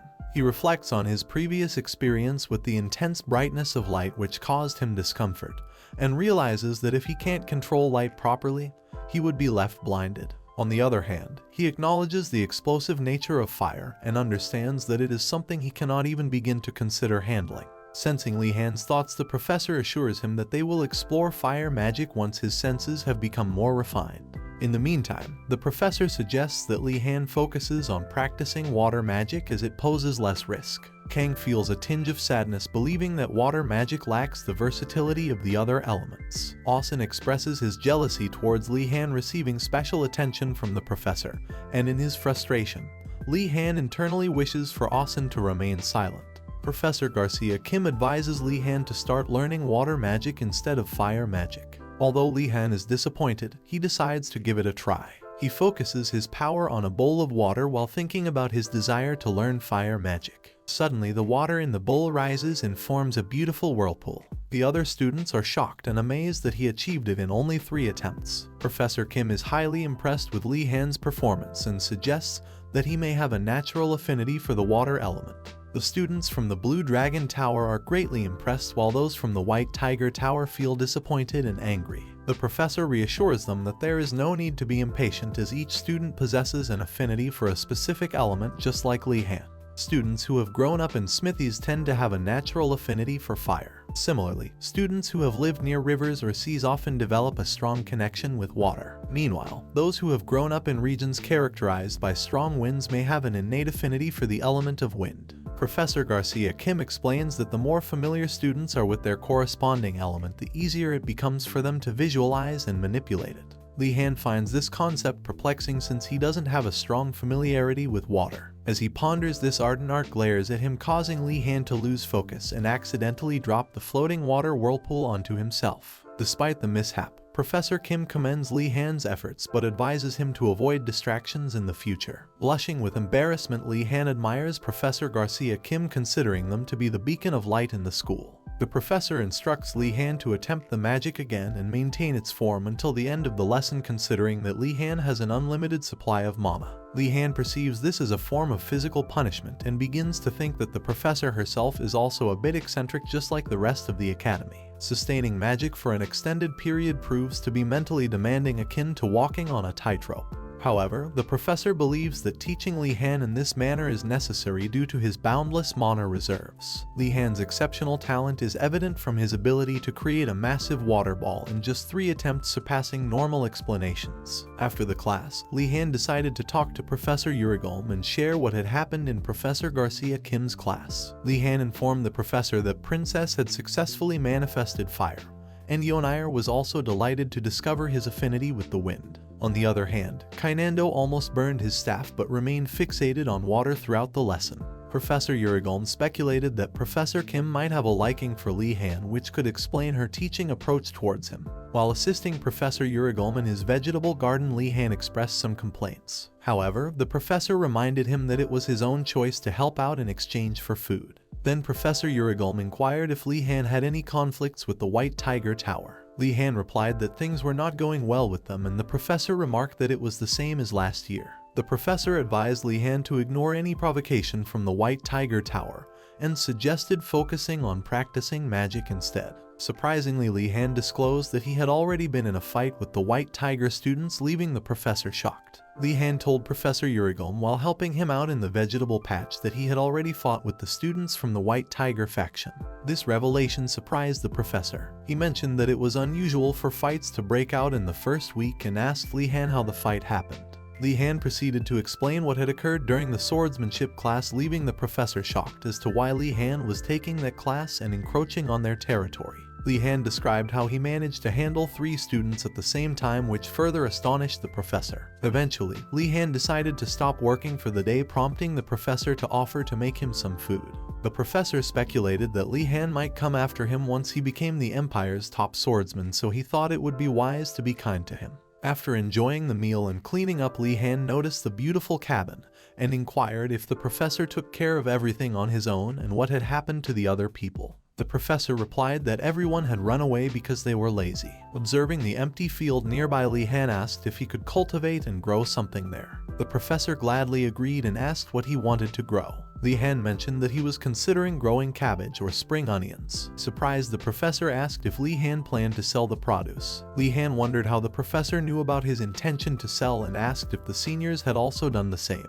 In response, the professor angrily shouted at Li Han, stating that he was the first person to ask such a question. Finally, the professor instructed Li Han to do as he pleased. Li Han asked the professor if there was a dish he could make using cabbage and spring onions, and the professor suggested a stew. Li Han blushed and became excited at the thought of stew. Depending on the location, the vast empire showcased a diverse range of food cultures. In the western region, where the Wardina's family resided, they enjoyed Western cuisine with bread and cheese. On the other hand, in the eastern region, the culinary traditions were reminiscent of Korean cuisine, featuring rice noodles, red chili paste, soybean paste, and more. Li Han asked the professor if he liked stew, but the professor admitted that he did enjoy it. However, he tended to avoid it because it was considered Eastern food. He explained that his distant elderly relatives lived in the East, and whenever he saw them, they would constantly nag him. The professor went on a rant about their behavior and how they talked with him.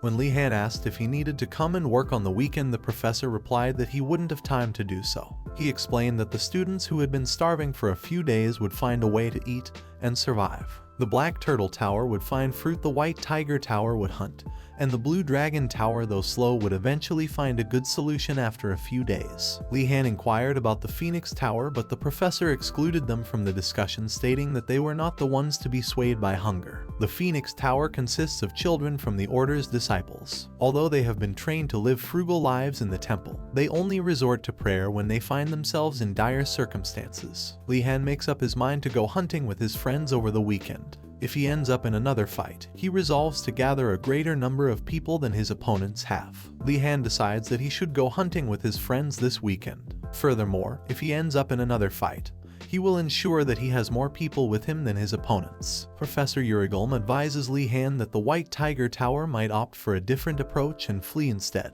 The Magic Academy is a fortress that is heavily protected by castle walls enchanted with magic. However, despite these measures, some students attempt to escape every year. Li-Han believes that there are numerous factors such as the allure of better food and new clothes that might tempt them to leave. Professor Urigulm gives Li-Han the freedom to do as he pleases, acknowledging that enduring more hardships while young can be beneficial. Li-Han assures the professor that he has no intentions of running away. Li-Han, Kainando, and Yonai are exploring the castle when they stumble upon Drugu. They decide to play a prank on him by wearing their cloaks to scare him.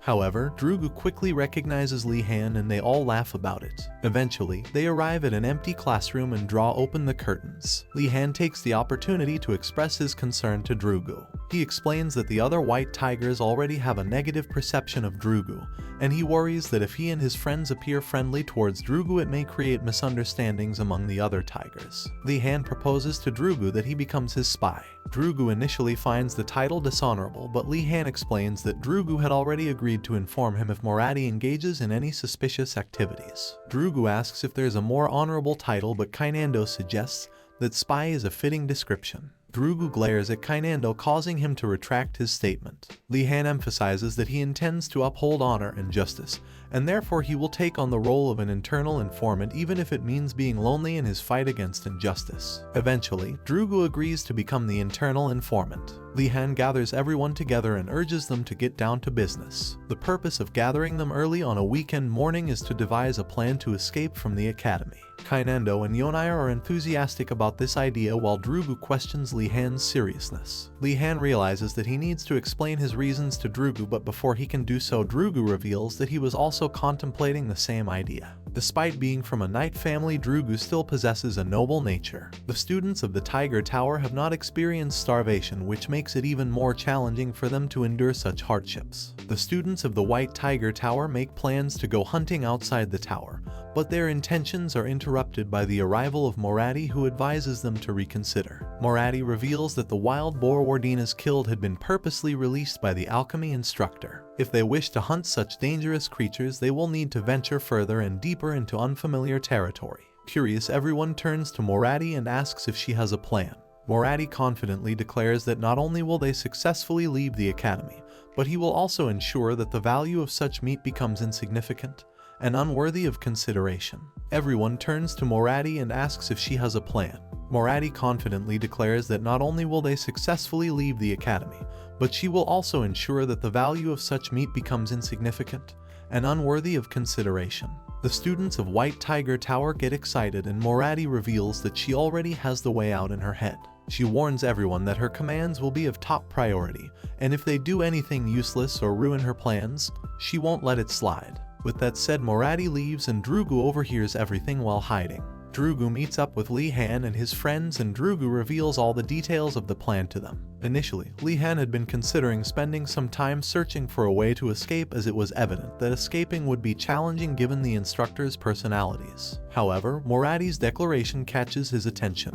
Unlike Kainando, Moradi appears knowledgeable and not naive. She is clever and calculating enough to utilize the students from her tower since the beginning of the semester. There must be a reason why she believes they can escape. Li-Han informs everyone that they should follow Moradi closely and discover her plan for leaving the academy. Drugu expresses concerns about the dishonorable nature of this decision, but Li-Han argues that it is the best course of action. They are currently in the midst of a confrontation, and there's a well-known saying, "Know your enemy, know yourself." Reluctantly, Drugu agrees, acknowledging that it could be considered a tactical approach. Li-Han assigns Drugu the task of monitoring Moradi and instructs him to report back as soon as he learns about her escape plan. Li-Han firmly pushes Drugu out of the room, praising him as an exceptional warrior, and a noble internal informant and declares that the mission begins immediately. Drugu acknowledges the task and assures Li-han to trust him completely with the mission. Once Drugu departs, Yonire and Kainando closely observe Li-han and inquire whether he have learned brainwashing magic before joining the academy. Later, Li-han gathers his friends for a meeting to discuss today's planned escape. Yonire, Nilia, Kainando, and Drugu all join the meeting and Li-han begins explaining his plan.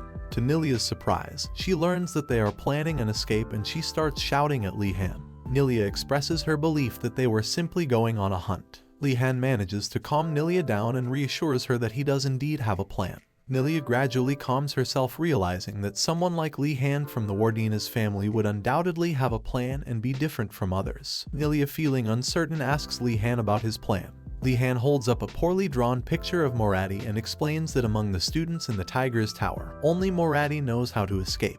He proposes that they follow Moradi and mimic her actions. Nilia becomes nervous and shocked, questioning if Li-han is truly considering this as a plan. She tries to interject, but Yonire notices and speaks up first, stating that the plan wouldn't be possible without Nilia. Li-han is initially confused but eventually agrees that the plan relies heavily on Nilia's tracking abilities and hunter instincts. Nilia begins to blush, grateful for Yonire's quick thinking. Both Yonire and Li-han acknowledge that they cannot force Nilia to join the plan. However, after the boost to her confidence, Nilia admits that if she is the only one capable of fulfilling that role, she will participate. In the night, Moradi is leading the students of the White Tiger Tower. Moradi stands tall and addresses everyone, saying, "My honorable friends and esteemed knights who have gathered here and sworn to follow my commands, we shall be departing from this place tonight." The other students are filled with excitement and cheer for Moradi. While holding a map, Moradi contemplates that as long as she has this map, there is no way they will fail. 1 month before academy admission at the Moradi family estate, Giselle had instructed her servants to bring her something useful. However, when the servants presented her with magic books, Giselle became angry and reprimanded them, demanding something more practical. Tearfully, the servants departed. Amidst the pile of books, Giselle noticed something peculiar. It was an escape map of Einregard. As Moradi examined the map, memories of a pastime flooded her mind when she had dismissed it as a mere item for those lagging in the academy. Now she felt grateful that she had brought it along with her. Li-han and his group are concealed in the forest using camouflage. They listen attentively to Moradi and her group's plan. Li-han observes that Moradi and her group are heading towards the mountains, and it appears that the route they're taking is anything but ordinary. Li-han and his group decide to follow Moradi, but Kainando starts to display signs of nervousness. Li-han instructs Drugu to take care of Kainando, and Drugu agrees to handle the situation. Li-han says that Nilia is exceptional at climbing mountains. Both Drugu and him are confident in their stamina, and Yonire is familiar with mountain paths since she gathers in the mountains. A while later, Kainando keeps getting tired and Drugu is carrying Kainando on his back. Li-han thinks that it isn't easy walking on unfamiliar mountain paths. If Nilia did not come along with them, they would not even be able to dream of tracking Moradi and her friends. Li-han decides to make a record of everything, the habit of writing notes he learned while he was in graduate school. Suddenly, Nilia's senses are heightened and she urges everyone to halt. She informs them that the students from the White Tiger faction are behaving strangely, questioning why they abruptly cease their movements. Li-han, overcome with fear, experiences a green aura enveloping him and his friends as well as the White Tiger students. Astonishingly, Principal Lick materializes before Moradi, and her group declare that he has caught them in their first week. A wave of terror washes over everyone as the principal reveals that Moradi had unknowingly carried one of the counterfeit maps he had distributed. Moradi is shocked to discover the map's fraudulent nature. The principal admonishes them, stating that today they will learn a lesson, never to trust a map of unknown origin because it could be either a treasure map or a trap set by an evil Lick. Li-han and his group witness Moradi trembling in fear lying on the ground. Li-han privately concludes that the principal is a deranged individual who cares more about inflicting punishment than providing education. In a shrill voice, the principal commands the students to return to the academy immediately. The rules are straightforward: evade the pursuers and make it back unscathed. The principal summons a horde of skeletons which commence chasing after the students. With a chilling tone, the principal declares that any means to overcome the pursuers are permitted and guilt awaits those who are caught, while those who evade capture shall be deemed innocent. The principal catches Moradi and her group summoning a horde of skeletons that begins chasing the students. The principal declares that the students can use any means to defeat their pursuers and explains that they will be considered guilty if caught and innocent if not caught. As the horde approaches, everyone starts running away. Meanwhile, Li-Han and his group observe the chaos from the sidelines. Nilia becomes frightened and starts running, but Li-Han stops her and advises her to remain calm. Li-Han reassures her that the horde hasn't noticed them yet because they were already hiding from Morati and her group. He also mentions that even if they do get caught, they will only have to go to the punishment room. The thought of the punishment room frightens Nilia. Yonair steps in to calm Nilia down while Li-Han searches for an escape route from the area. As Li-Han listens, he notices some of the White Tiger students pausing and deciding to confront the horde of skeletons, believing that the situation will never end if they continue to run away. Li-Han feels perplexed by this, and Drugu approaches him, sharing an idea to escape.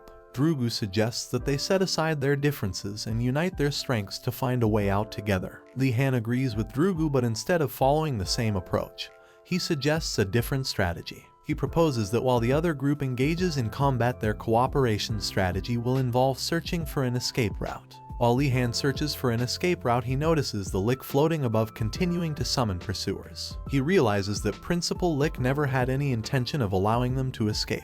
Li-Han contemplates whether they should simply surrender, especially since those who split up and ran away have already been captured. However, he suddenly realizes something peculiar. The pursuers show no interest in their group. This observation leads Li-Han to speculate that the headmaster might not know their whereabouts, or perhaps the headmaster is merely a clone or illusion similar to Li-Han's past experiences. Li-Han informs his friends that they must continue climbing the mountain. After 30 minutes, they enter a cave where Nilia confirms that she has already checked and found no monsters inside. Exhausted, everyone settles down on the ground to rest, and Li-Han uses his wand to create some light. They engage in a discussion about the current situation, feeling nervous about the possibility of the skeleton horde discovering them. Drugu points out that the main concern is how long the summons will last. Li-Han suggests that they should eat something first, and Kainando enthusiastically agrees. Nilia realizes that her water bottle is empty, but Li-Han uses his magic to create water, leaving Nilia amazed by his abilities. Nilia utilizes her fire magic and creates a small bonfire, expressing her jealousy towards Li-Han's water magic. She admits that she would rather possess water magic than fire magic. After a while, Li-Han and Nilia venture outside the cave to assess the situation. They witness the continuing swarm of skeletons, and Li-Han exclaims that the headmaster is completely deranged. Nilia advises against speaking ill of the headmaster, but Li-Han places his hand on Nilia's shoulder and states that magic stems from independent thinking, urging her not to suppress her emotions. Suddenly, Li-Han notices Morati and one of her friends approaching them. Li-Han and Nilia exit the cave to assess the situation outside. In the darkness, Nilia becomes frightened by a figure approaching her and seeks comfort in Li-Han's embrace. To their surprise, they realize that it's Morati and her friends approaching them. Li-Han invites Morati and her group to the cave where they had set up camp to rest. Inside, Li-Han offers them water, impressing Drugu, who acknowledges that Li-Han has the right to ignore these people due to their history. However, Drugu respects Li-Han for choosing to treat them kindly. Li-Han demonstrates a deep understanding of true honor. Morati contemplates how the Blue Dragon group managed to find their location, realizing she never considered the possibility that they might have been tracking her. She ponders her next course of action after accepting help from her enemies. Morati recalls her father's words, reminding her that the Morati family motto is to remember our grudges, and debts are only paid when you remember them. She decides that for now, she will attempt to gain Li-Han's favor. Suddenly, one of Morati's friends collapses to the ground, startling everyone. Li-Han confesses that he had drugged the water. One by one, Morati and her friends succumb to the effects and collapse as well. Drugu and Kainando find themselves in a state of confusion, while Yonair and Nilia try to reassure them to remain calm. Yonair and Nilia disclose that they were already aware of the plan to drug Morati and her friends. They explain to the stressed Drugu and Kainando that Morati and her friends are merely asleep and not harmed by poison. Li-Han urges everyone to calm down and proposes the idea of placing Morati and her friends near the pursuing horde. Intrigued, the others inquire about the source of the sleeping drug, prompting Li-Han to reveal that Yonair had informed him about a sleeping herb while they were climbing the mountain, and he had instructed her to obtain some of it. Li-Han and his group carefully position Morati and her friends near the pursuing horde, causing them to be captured one by one. With that done, Li-Han declares that they should now focus on completing the remaining task. He realizes that the walls of the academy are extensive, and if there truly is no way to escape, he believes they need to acquire at least one new piece of information. Li-han and his friends continue their ascent along the mountain path. After a short while, Kainando trips over a rock and falls while complaining of both pain and hunger. Li-han notices that Drugu is also growing weary. Nilia requests that Li-han create some light, assuring everyone that they won't be caught from being this far in.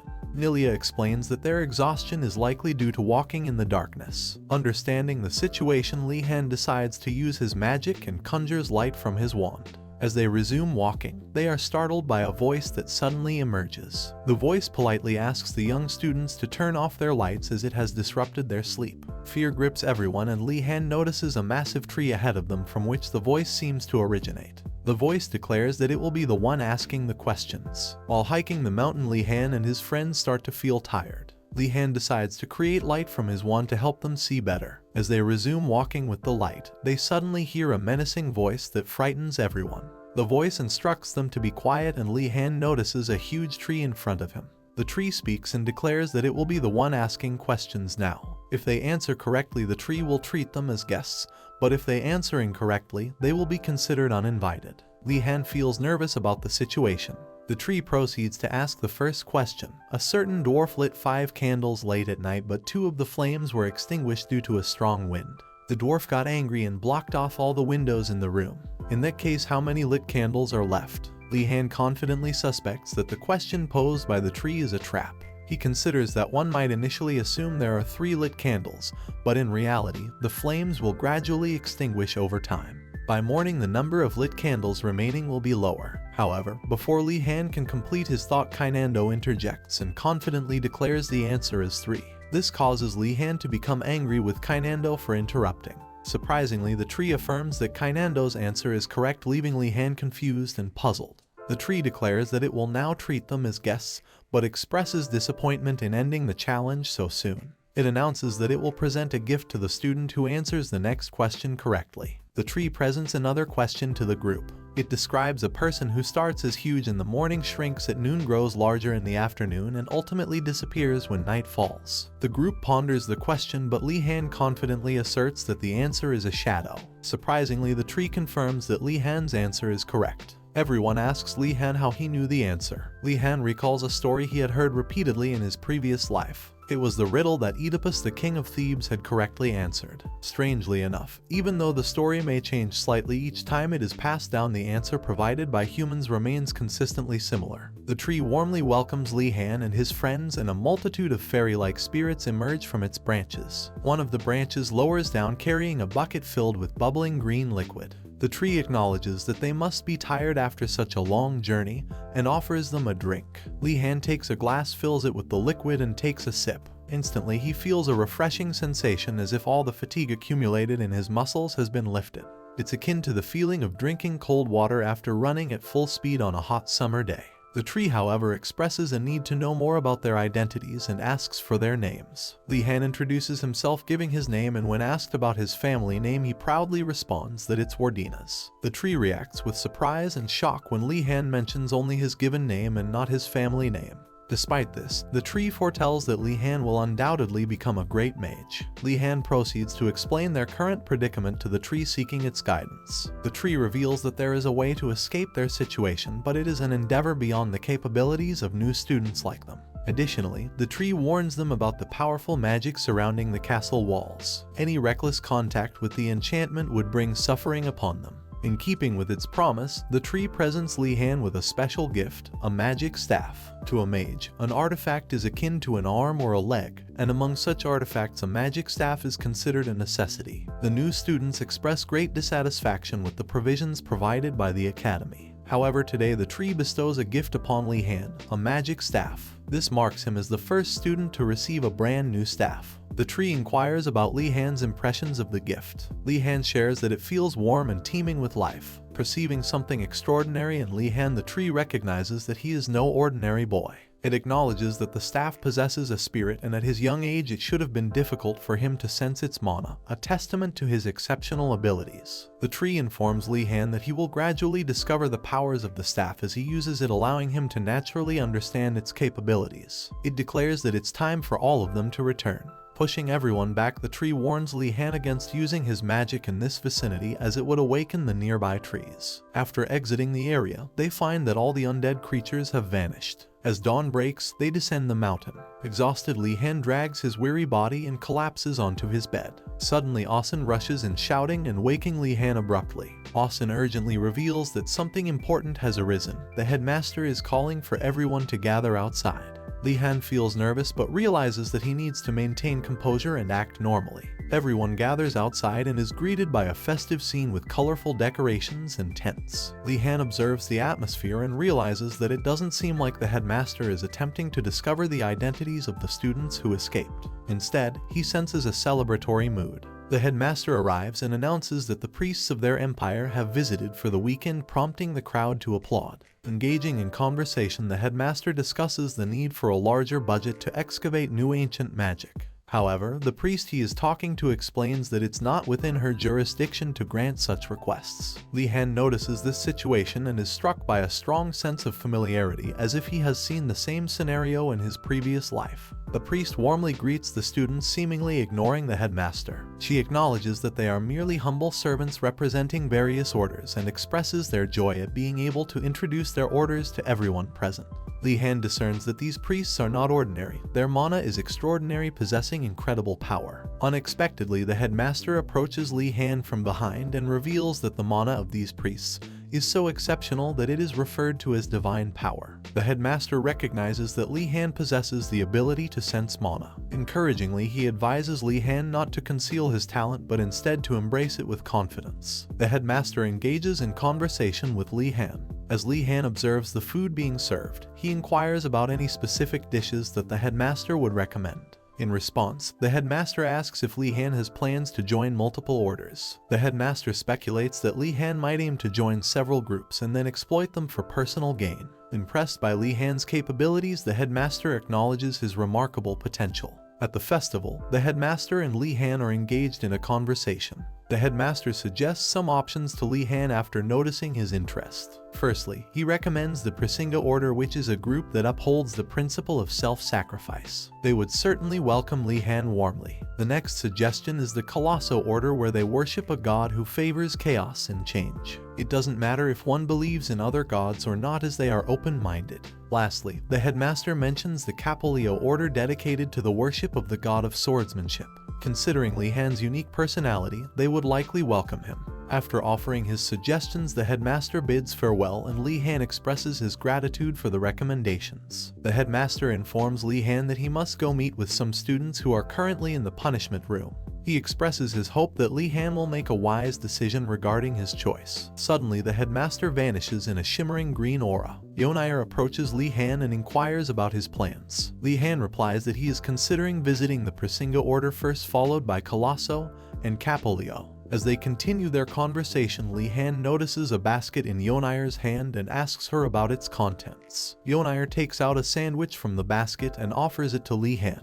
Curious, Li Han asks where she acquired such a valuable item. Yonair explains that she obtained it from the Flemaine Order, a group dedicated to the worship of the god of alchemy. Yonair's family has been contributing a significant amount of money to the order for a long time, which is why they recognized her and offered her the sandwich. Li Han politely informs Yonair that he has a busy schedule for the day and takes his leave. He sets out to find some priests and expresses his intention to seek the teachings of Lord Prasinga. The priests warmly welcome him and invite him inside their tent. Once inside, the priests call for assistance from a girl named Digiling. Li Han notices that she has small horns on her head, indicating that she is a half-blood demon. This is considered the rarest mixed blood race. If any of their ancestors had a contract with demons, there is a possibility that their descendants may be influenced by it at times. The priest introduces Digiling as a new student in the Burning Phoenix Tower and introduces her to Li Han. As Li Han considers joining the order, he knows there are two important aspects to consider: what benefits he can gain from them and what obligations he must fulfill. Upon entering the premises, Li Han notices a multitude of artifacts emitting mana which he can sense. The head priest Medrid introduces herself to Li Han.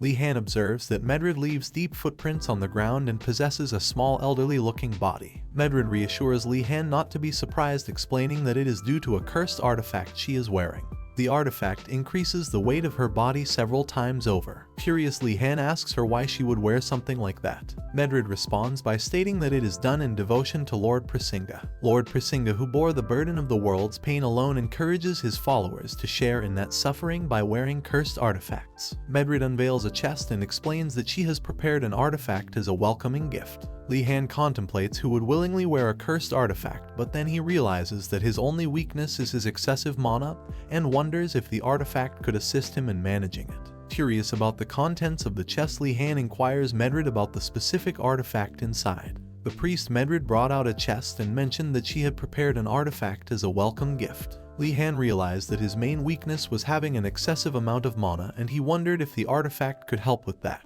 Li-han asked Medrid about the contents of the chest, particularly the artifact inside. Similar to the concept of action and reaction, there were numerous instances where the stronger the curse on an artifact, the more potent its effects would be. The artifact in Medrid's possession was afflicted with the curse of increased weight. However, it also possessed the powerful effect of increased divine power. Medrid explained to Li-han that the artifact in the chest had invisibility magic, but the drawback was that it absorbed the user's mana. Li-han interrupted Medrid and assured her that he was fully prepared for any consequences that may arise. Medrid was astounded by Li-han's unwavering faith and couldn't believe that she had failed to recognize it earlier. In response, Medrid congratulated Li-han on joining their order and presented him with the chest containing Lord Prasinga's belt. The belt possessed the extraordinary ability to grant invincibility. Excitedly, Li-han put on the belt and inquired about activating the invisibility magic. To the astonishment of the other priests, nothing happened to Li-han and the curse of the artifact did not affect him. Impressed by this unexpected turn of events, Medrid revealed that the instructions for activating the invisibility magic could be found in the guide enclosed within the chest. Li-han consulted the guide and attempted the invisibility spell, successfully executing it on his first try. Impressed by the spell's effectiveness, Li-han deactivated the magic. He began to contemplate that the curse's impact was not strong enough, leading him to consider the possibility of wearing multiple artifacts. Addressing the priestess Medrid, Li-han expressed his desire to shoulder more of Lord Prasinga's burden. In the end, Li-han couldn't obtain any additional artifacts, but he believed that the one he had should greatly assist him in escaping from the current situation. Priestess Medrid declared that their session would conclude for the day, and thanked Li-han for listening attentively. Li-han in turn expressed gratitude for the valuable teachings. As Li-han was about to leave, the priestess stopped him and presented him with a basket filled with food, which he found very heartwarming. To his surprise, Dijiling also tapped his shoulder and gave him another basket of food. Li-han questioned why she was giving him her basket, but Dijiling explained that she served Lord Prasinga and considered such extravagance unnecessary for herself. Furthermore, the priestess asked Li-han if he could look after Dijiling, noting that she was very hard on herself. Li-han hesitated, mentioning that he lived in a different dorm, but the priestess insisted and handed him yet another basket of food.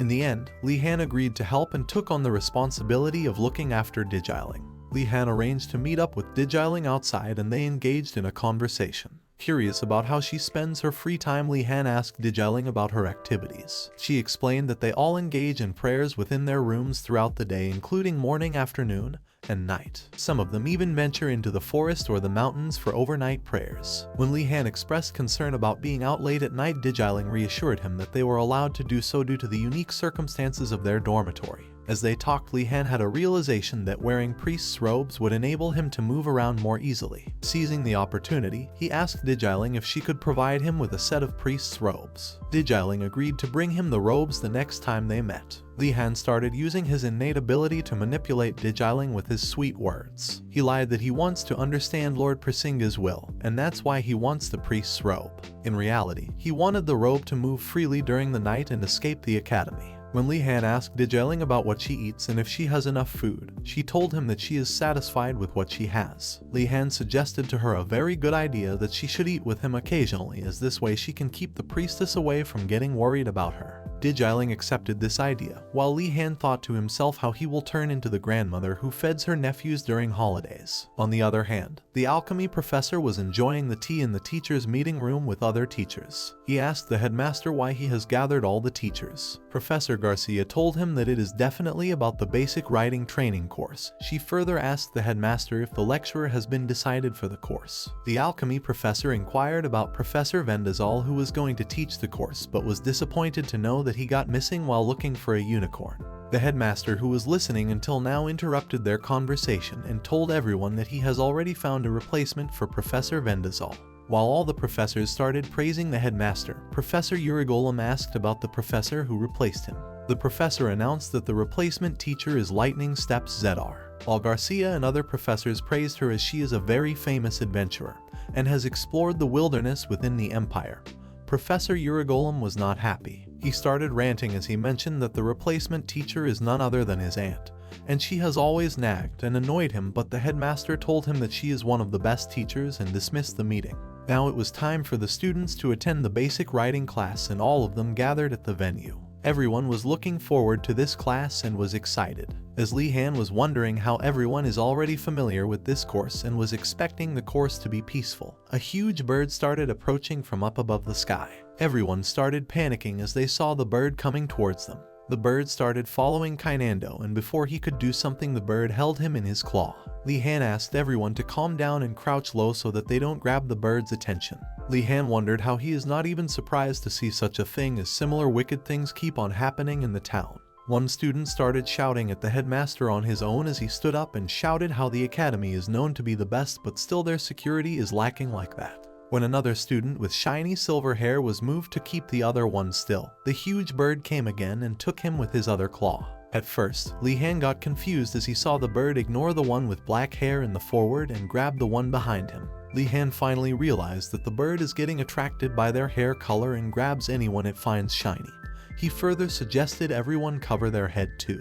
Once Li Han realized that the bird was attracted to their hair, he instantly started instructing others to hide their hair. While he was doing all this, he suddenly heard a voice from behind. The voice praised him and his skill to quickly make decisions and give out instructions to his underlings. Before the man could say anything, one noble student identified him and told everyone that the Tiger Club people are again harassing Li Han.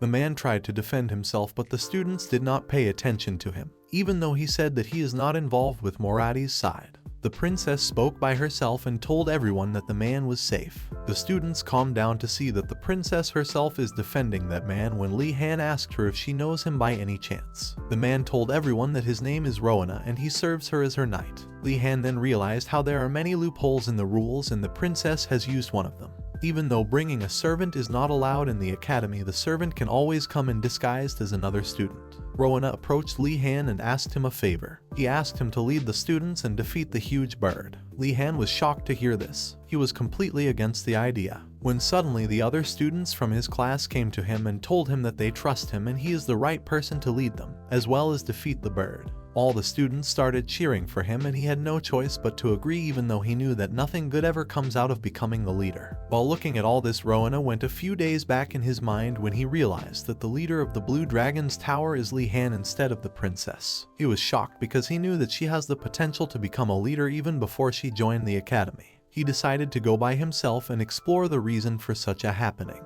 He was wonderstruck to see how Li Han functioned and never expected Li Han to have bought the trust of the students with food. At present, as Li Han acquired his role as the leader, he asked all of the students if they have anything shiny when one of the students gave him a small pocket mirror she had. Once Li Han saw that everyone is ready, he waved the mirror at the bird to attract him. The bird started rushing towards them at full speed as Li Han ordered everyone to stand and form a wall. He hid behind the wall and started waiting for the bird to come closer. Once the bird was close enough, he jumped up and used his staff magic to create a huge flash right on the bird's face. The bird had no choice but to run away. Everyone around started praising, while some admitted that they were unsure of his capabilities at first, but he managed to achieve success. Li Han got a bit shy to hear this when he suddenly realized that he still hasn't seen Kainando and the silver hair who was caught by the bird. As he was saying all this, both of them fell from the sky but were caught safe. The huge bird returned to its owner as the professor jumped down the tree and in front of everyone. Everyone was shocked to see the woman jumping down the huge tree. Li Han somewhat knew that the arrival of the bird was too sudden and it is only possible if someone intentionally left the bird to attack the students, in other words the professor. Li Han could see similarities between the professor and Professor Urigolum, when suddenly the professor approached Li Han just like Urigolum did when he met him and told him that he has potential. All the students started gossiping as they wondered if the dwarf in front of them is the professor, as Li Han already saw similarities between her with Professor Urigolum. He approached the lady dwarf and asked if she is somehow related to Professor Urigolum as she is similar to him. The professor told him that he is right and she is Uragulm's aunt. Li Han was about to say something else too, but he suddenly realized that he should not stick out more as he has done with other professors. When suddenly the other students gathered around him and the professor. They started praising him in front of the professor and told her that Li Han is the best pupil of Uragulm. They also told her that Professor Uragulm also lets him in his hut. Before Li Han could stop them, the professor heard him. She then introduced herself to all the students as Lightning Steps Zedar. She also told everyone that originally Professor Vendazal was the one to teach this course, but he has been missing as he went to find a unicorn. Some of the students got happy as they recognized her and mentioned how she defeated Viamoth as well as exposed the spirit's crater. While the students were praising the professor, Li Han wondered how no one cared about the missing teacher. The professor asked all the students if they want to guess why she came to the class with a thunderbird. The thunder has a huge and aggressive body and has the special ability to control lightning and thunder and is a terrifying monster by itself. One of the students asked if their goal for the semester is to ride the thunderbird. The professor started laughing as she told them that they won't be able to learn to ride a thunderbird even if she gave them a decade. She pointed toward Li Han and asked him what he thinks. Li Han got alert as he knew that in her mind, she wants to know what he thinks, and his answer will make an impression. He told her that he thinks that she brought the thunderbird to see how the students will handle the attack from the wild bird. As soon as he said it, Rowena interrupted him and said that he was wrong but was shocked when the professor told everyone that Li Han is correct. Professor told everyone that nobody knows what kind of danger they may fall into and they should know how to tackle it. She eased them by saying that still the core of the course is riding. She asked the students to follow her to her stable and instructed Li Han to manage the students. Li Han unfortunately again becomes the one to help the professor just like in his previous life. As the professor started telling everyone about horses and how they are the basic animal one should know how to ride as a basic. All the students were getting bored to hear this as they were already known for horse riding. As the professor looked at Li Han smiling, he understood that this lesson is not just about horse riding. As he got himself ready looking at the stable, she took all of them to the stable. Everyone started praising the pure-blooded strong horses. The professor took out a few sticks so that they can decide which student will get which horse. Kainando got the first chance to choose his horse. He reached near a huge aggressive monster but got disappointed as he got hit by the horse. After that, all the students chose their horses and kept on getting hit by them. The professor, after seeing such a state of the students, laughed and told everyone that their first task is to make the horse their friend.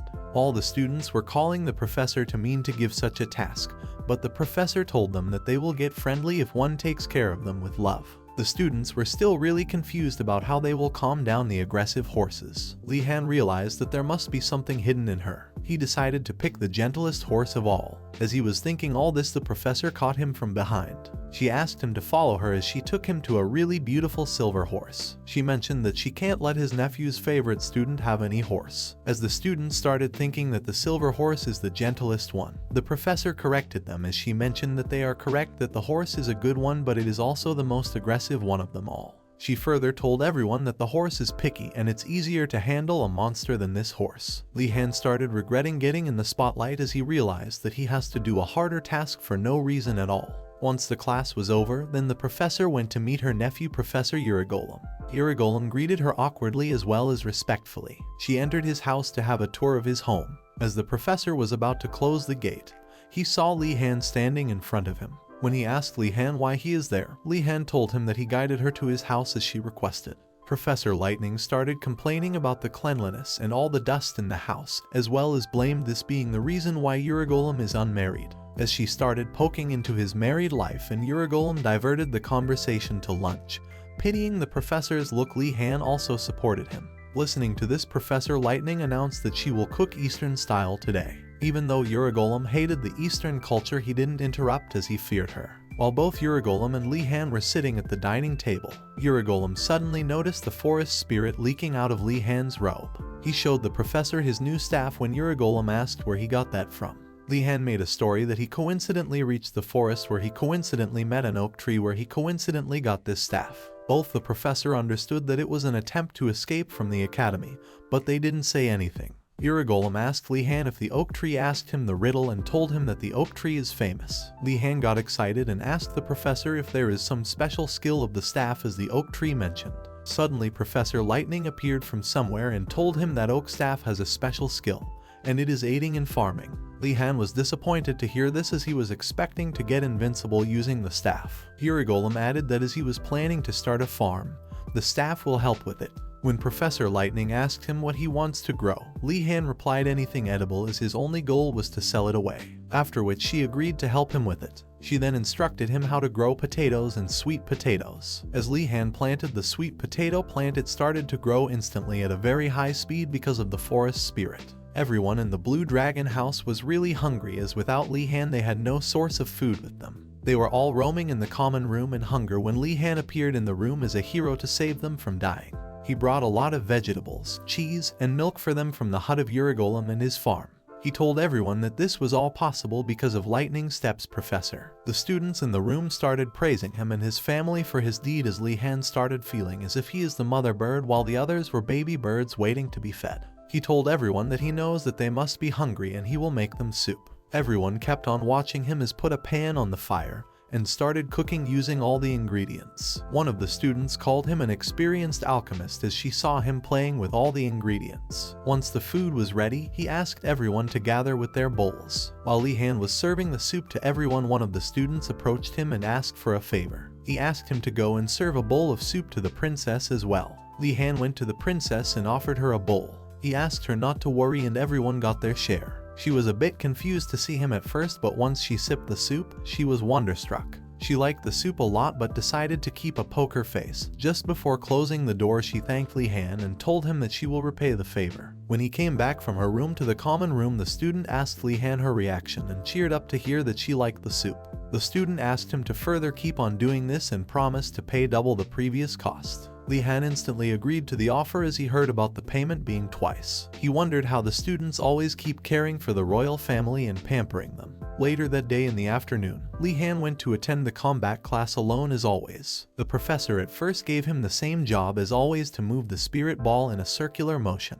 But after a few minutes, the professor realized that even though his job is not to gather students, he still should consider Li Han, looking at how huge his mana reserves are. He asked Li Han if he has any questions. Li Han got a bit scared at first as he thought that the professor realized that he is slacking off. He asked the professor how this exercise with the spirit ball is anyway related to the actual battle. The professor went silent at first as he had to contemplate how to answer such a question. He then stood up and gave the example that he can kill Li Han just by using his pen as he started levitating the pen. He further explained that a higher magic circle is not important. All one needs is something that can kill the opponent. When Li Han rotates the Spirit Star Stone, in reality, he is training his ability to amplify the force of projection magic. Even if the mage is using the same one-circle magic missile, the force greatly depends on the user, as well as if the fundamentals of the mage are not good, will not be able to properly use his abilities. The professor warned that in the real battle, there is a lot of pressure from the bloodthirsty atmosphere, heat, and nice, and only the fundamentally skilled one will be able to work properly. Li Han was shocked to see how the professor used his skill and did an explosion without breaking a sweat at all. He asked Li Han if it helped him, to which Li Han, who was a bit terrified to see his strength, said yes. Li Han's perspective about the professor started changing. When he first joined the class, his sole purpose was to get good marks easily, and thought that the teacher is also just slacking off and didn't care much about teaching. But his idea changed, and after noticing the professor's behavior, he realized that he can gain better things from the class. He asked the teacher if he can ask another question. He told him that he managed to succeed using recently, but he is still not able to control it well. The professor pointed out the same thing as Professor Garcia did. He told Li Han that he has too much mana. Li Han was impressed to see that Professor was able to pinpoint the issue with just one look. The professor held Li Han's hand and used the Mana Drain skill, which is an evil high circle magic that absorbs the mana of the target. Li Han was about to withdraw his hand, but the professor told him to stay still. He was shocked to see the ocean of mana in Li Han's body as he fell to the ground. He told Li Han that he wanted to reduce the mana in his body, but the mana was too much to handle even for him. Li Han knew that if someone tries to pour in mana more than his vessel, then he collapses, but the professor was skilled enough to know his limits and stop. Li Han disappointedly told the professor that now even such an extreme method didn't work, so there is no possible way to help it, but the professor interrupted and said there is. He asked Li Han if he has ever tried to send an object flying towards himself. The professor told him that even though it feels like he has lost control unless the user will be connected to the object and it will be controlled by instinct only. He mentioned that if he practiced his instincts, he will keep on growing stronger and his mana controlling skill will also increase. As Li Han was praising his skill in his mind, the professor took out a lot of spirit balls. He told Li Han that he will be aiming for his chin and he needs to defend himself by magic. Li Han tried to stop the professor, but he didn't listen at all. He then spent the whole class dodging the spirit balls sent by the professor. Once the class was about to get over, the professor praised him for his hard work and told him that he has gotten a good grasp of the control. Li Han was regretting and calling himself an idiot for thinking that he can trust the professor of the academy. Then the professor gave him a normal iron wall and asked him to use his low-level control to move it.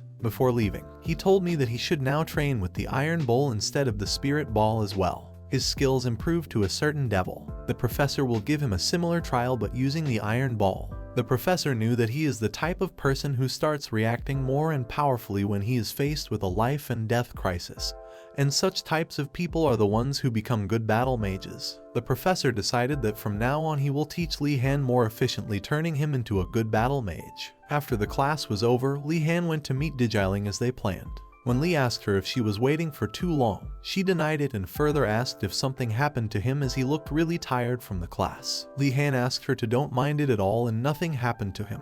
She then gave him the priest robe that he wanted the last time they met. Li tried to gift her with some food, but she denied it as she said that the Lord is suffering right now and it won't be good for her to enjoy delicious food. As she was about to leave after having the tea, Li asked her if he can make her tea. Knew that the priests usually prefer green tea or coffee that's not sweet at all, and knew that Dijiling must be thinking that he is going to make her a similar one. She started getting worried as she saw him putting on different types of powders in the tea. Li Han made an excuse that it is a special technique of his family and blackmailed her in such a way that she couldn't deny having it dirty, as it would be disrespectful to his family, traditions, and taste. After waiting for some time, Li Han served her a special milk tea and asked her to try it. She was amused to taste the tea because of its subtle sweetness, its spicy and refreshing nature. Li Han added sugar, nuts, and cocoa powder to boiling water and added milk with a good stir, and lastly added some corn powder, which resulted in the special cocoa tea of his family. She told him that the beverage seems more like a soup than tea, but Li Han was adamant with his words and kept on saying that it was the tradition of their family. An evil smile came over his face as he planned to fatten her and use different kinds of beverages which are similar to tea but are not tea. Li Han asked her to come at the same time every day as promised from tomorrow onwards. Once the curfew time began and all the students went back to their dormitories, Li Han came out in his priest robe in the middle of the night for the sake of praying. He started roaming all around the academy to find a route to get out of the place or get food. He was exploring the academy when he suddenly saw a boy near the stairs. At first, he thought that it was a professor, but it turned out to be a Black Turtle Tower student. Li Han noticed how the student was moving around without exiting any presence, and his footwork was trained in movement. Mice beast men aren't exactly welcome in the Empire, as there is a stereotype that they are either thieves or vagrants. First, he tried to not act biased, but then he realized that the student's intention was clear and he had the same objective as him. Li slowly sneaked behind the student and then asked him to stay quiet while pointing his wand at him. The mice beast man calmed down as he realized that he was not caught by a professor and Li Han was just a student like him. The mice beast man introduced himself as Rat Ford and is a professional chef that belongs to the White Crow group. He told Li Han how although the students don't disrespect him openly, he always feels a strange sense of exclusion. He decided that to prove himself to his peers in the tower, he should look for the places where the daily necessities of the academy were stored, where he found a door that was suspiciously always closed and possibly led to that storage place where all the food was kept. He made a key using his talents and then sneaked to the door to open it in the dead of the night. He was stopped when he got to know about Li Han's family. As Rat Ford was about to put in the key he made in the gate, Li Han recognized the pattern of the keyhole and took out a key from his pocket. Ratford was shocked as he saw that his key worked. Li Han told him that he stole the key from the headmaster's drawer. Both of them carefully started going down the path leading underground. Suddenly, Ratford put his ear down on the ground and told him that he is hearing voices from below. There must be someone down there. That's when Li realized that the external supplies were getting inside the academy by an underground path. As Li Han asked him not to do anything stupid as the headmaster is smart and would not let anyone navigate through the room so easily. Ratford realized how short-sighted he was and started feeling that all the rumors he heard about him being invincible were true. As they were looking at the food storage and were about to move forward, the whole place lit up suddenly, which shocked both Li-Han and Ratford down. Li-Han realized that someone is coming. That is why all the candles lit up. It was the keeper of the storage was checking the list of the groceries in the warehouse. As Ratford was a bit scared, Li-Han turned back to ask him to stay quiet. As soon as he turned, the keeper came right behind him and asked who he was. At first, he started panicking, but then he realized that he needs to calm down. He planned that he will use the light magic to blind him, but when he looked at him, the man had no eyes. It said that when one loses a certain sense, they would develop another sense to compensate for that loss. As leave us thinking about how the man could interpret that he was there, the man detected the huge surplus of mana leaking out of Li-Han. He bowed to him and apologized for his behavior, as he thought that it must be the headmaster only judging by the mana. He decided to move forward as the problem was resolved. They decided not to touch these items as someone was checking the quantity, and if some item goes absent, they may get caught. This started looking for the passway from where all these things were coming inside the academy. Ratford started using his hearing skills to identify where the gate to the underground route was. Li-Han asked him why he is still talking so formally with him, but he said not to worry about it. Abruptly, instead of finding the gate to the underground route, they reached a dead end. Ratford started panicking again as he was confident that he was going toward the correct place. Different from Ratford, who only acted as a thief in a small village, Li-Han grew up hearing numerous stories on Earth, thanks to which he has got a much richer imagination in such situations. He identified a brick, which was a bit odd on the wall. As he pushed it, a huge gate opened. Ratford was impressed to see how Li-Han was able to get out of the place, and was able to identify the puzzle. There are a few rules for the workers of Einregard. They must never speak of what they see, they must never initiate conversations, and they must not question anyone. Li-Han realized that they don't need to care about them being suspicious at all, and they approached a worker there. Li-Han asked him if he could ride on his horse carriage. The man agreed as he told them that their work is almost done and asked them to go and rest inside the carriage. Li-Han knew that this academy is the symbol of the Empire, and the mages, which also means that they must have a lot of enemies. Not only they do have political forces, but they also have a lot of important items coming into and leaving this place, which is quite a lot of stake. He wondered that this must be why the workers are so anxious, but he still was not convinced about the part where they trap the students and don't let them go out. Suddenly he realized that the horse carriage stopped, and when he looked forward, he was shocked to see someone. It was none other than Professor Garcia standing beside the horse carriage. He started thinking about the possible outcomes. At first, he thought that maybe he got caught, but that was not the case. Now Ratford also realized that a professor is near them, but Li-Han told him to keep quiet as they are still not caught yet. They decided to observe and wait to see what happens. Professor Garcia had a parcel on her lap. Mana was leaking out of the box. The headmaster directly ordered her to take the artifact and give it to the Imperial officers waiting outside the academy. She scared the guards just by smiling, as she was a half-troll. But suddenly the guard took out his sword.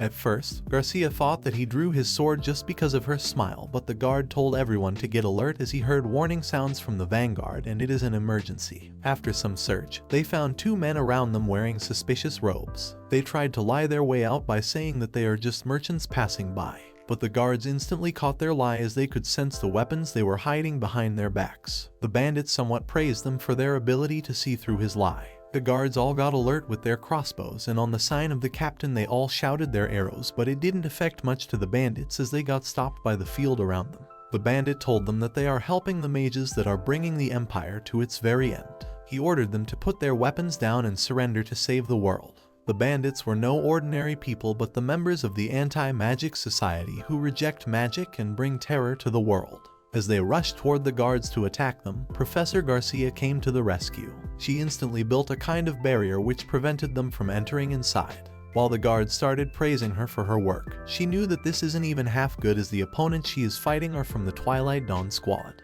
The Twilight Dawn Squad is filled with powerful mages and is famous for the murder of many mages. She used the mana spell to send a help signal back to the academy so that a battle mage can come to their rescue as soon as possible. Suddenly the bandits took out a special kind of artifact which started sucking in all the professor's mana, and her field started disappearing.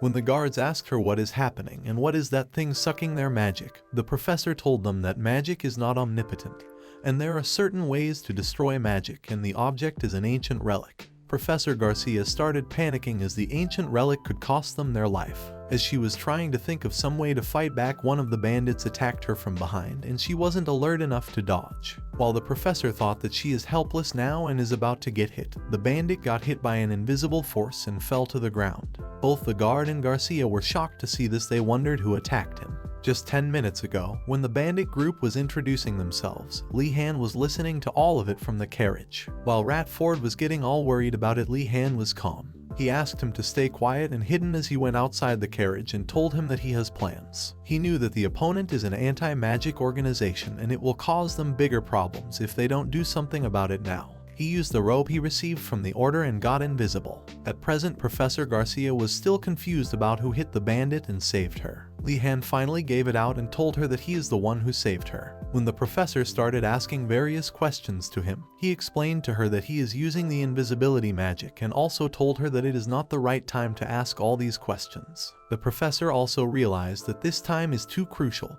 and asked all the guards to hold their weapons and get ready again. She told everyone that she has already called the academy for reinforcements and they need to hold until then. She instructed Li-Han to carefully hide somewhere and not get injured. As she started fighting with the bandits, Li-Han could easily figure out that the movements of the bandits were different, and they were all trained martial artists. He asked the professor why she is not using her magic, to which she told him about the ancient relic sucking all her magic. As she was saying that, she realized that Li-Han can maintain his invisibility as his mana reserves are too vast to get sucked. She asked him to lend her some mana as she cast a very strong indestructible spell using magic.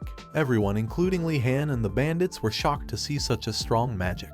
She aimed the spear right toward the ancient relic. As the ancient relic cracked, everyone started getting their magic back. As she used the spell to summon a world, Li-Han realized that her mana is still getting sucked very slowly. The ancient relic was still working even after getting hit by the huge spear. As he was telling the professor that bandits closed the distance between them and were about to attack her, but Li-Han again came to the rescue and saved her. This time the bandits realized that someone is attacking them while hiding. Li-Han was shocked to see their ability to be able to react to an invisible man so quickly, and the person who seemed the most dangerous to him at that point was the leader. He could sense the murderous magic leaking out of him. Li-Han decided to stop the invisibility spell and appeared in front of everyone. The leader wasn't expecting the person who was becoming such an issue to them to be just a kid. While the bandits thought that he will fight with them now, he rushed towards the ancient relic. As soon as he held the relic, he used the robe to hide again. The leader asked the others to group up and attack the troll mage while he will take care of Li-Han. Li-Han used the metal balls he had from the battle class and used them to attack the bandits. Flying the metal balls had a huge toll on him, unlike the classes, as it felt like his brain is burning. He calmed himself down as he remembered that he is still in a dangerous situation. He was just starting to focus back on the balls when he suddenly felt a sharp piercing pain in his head.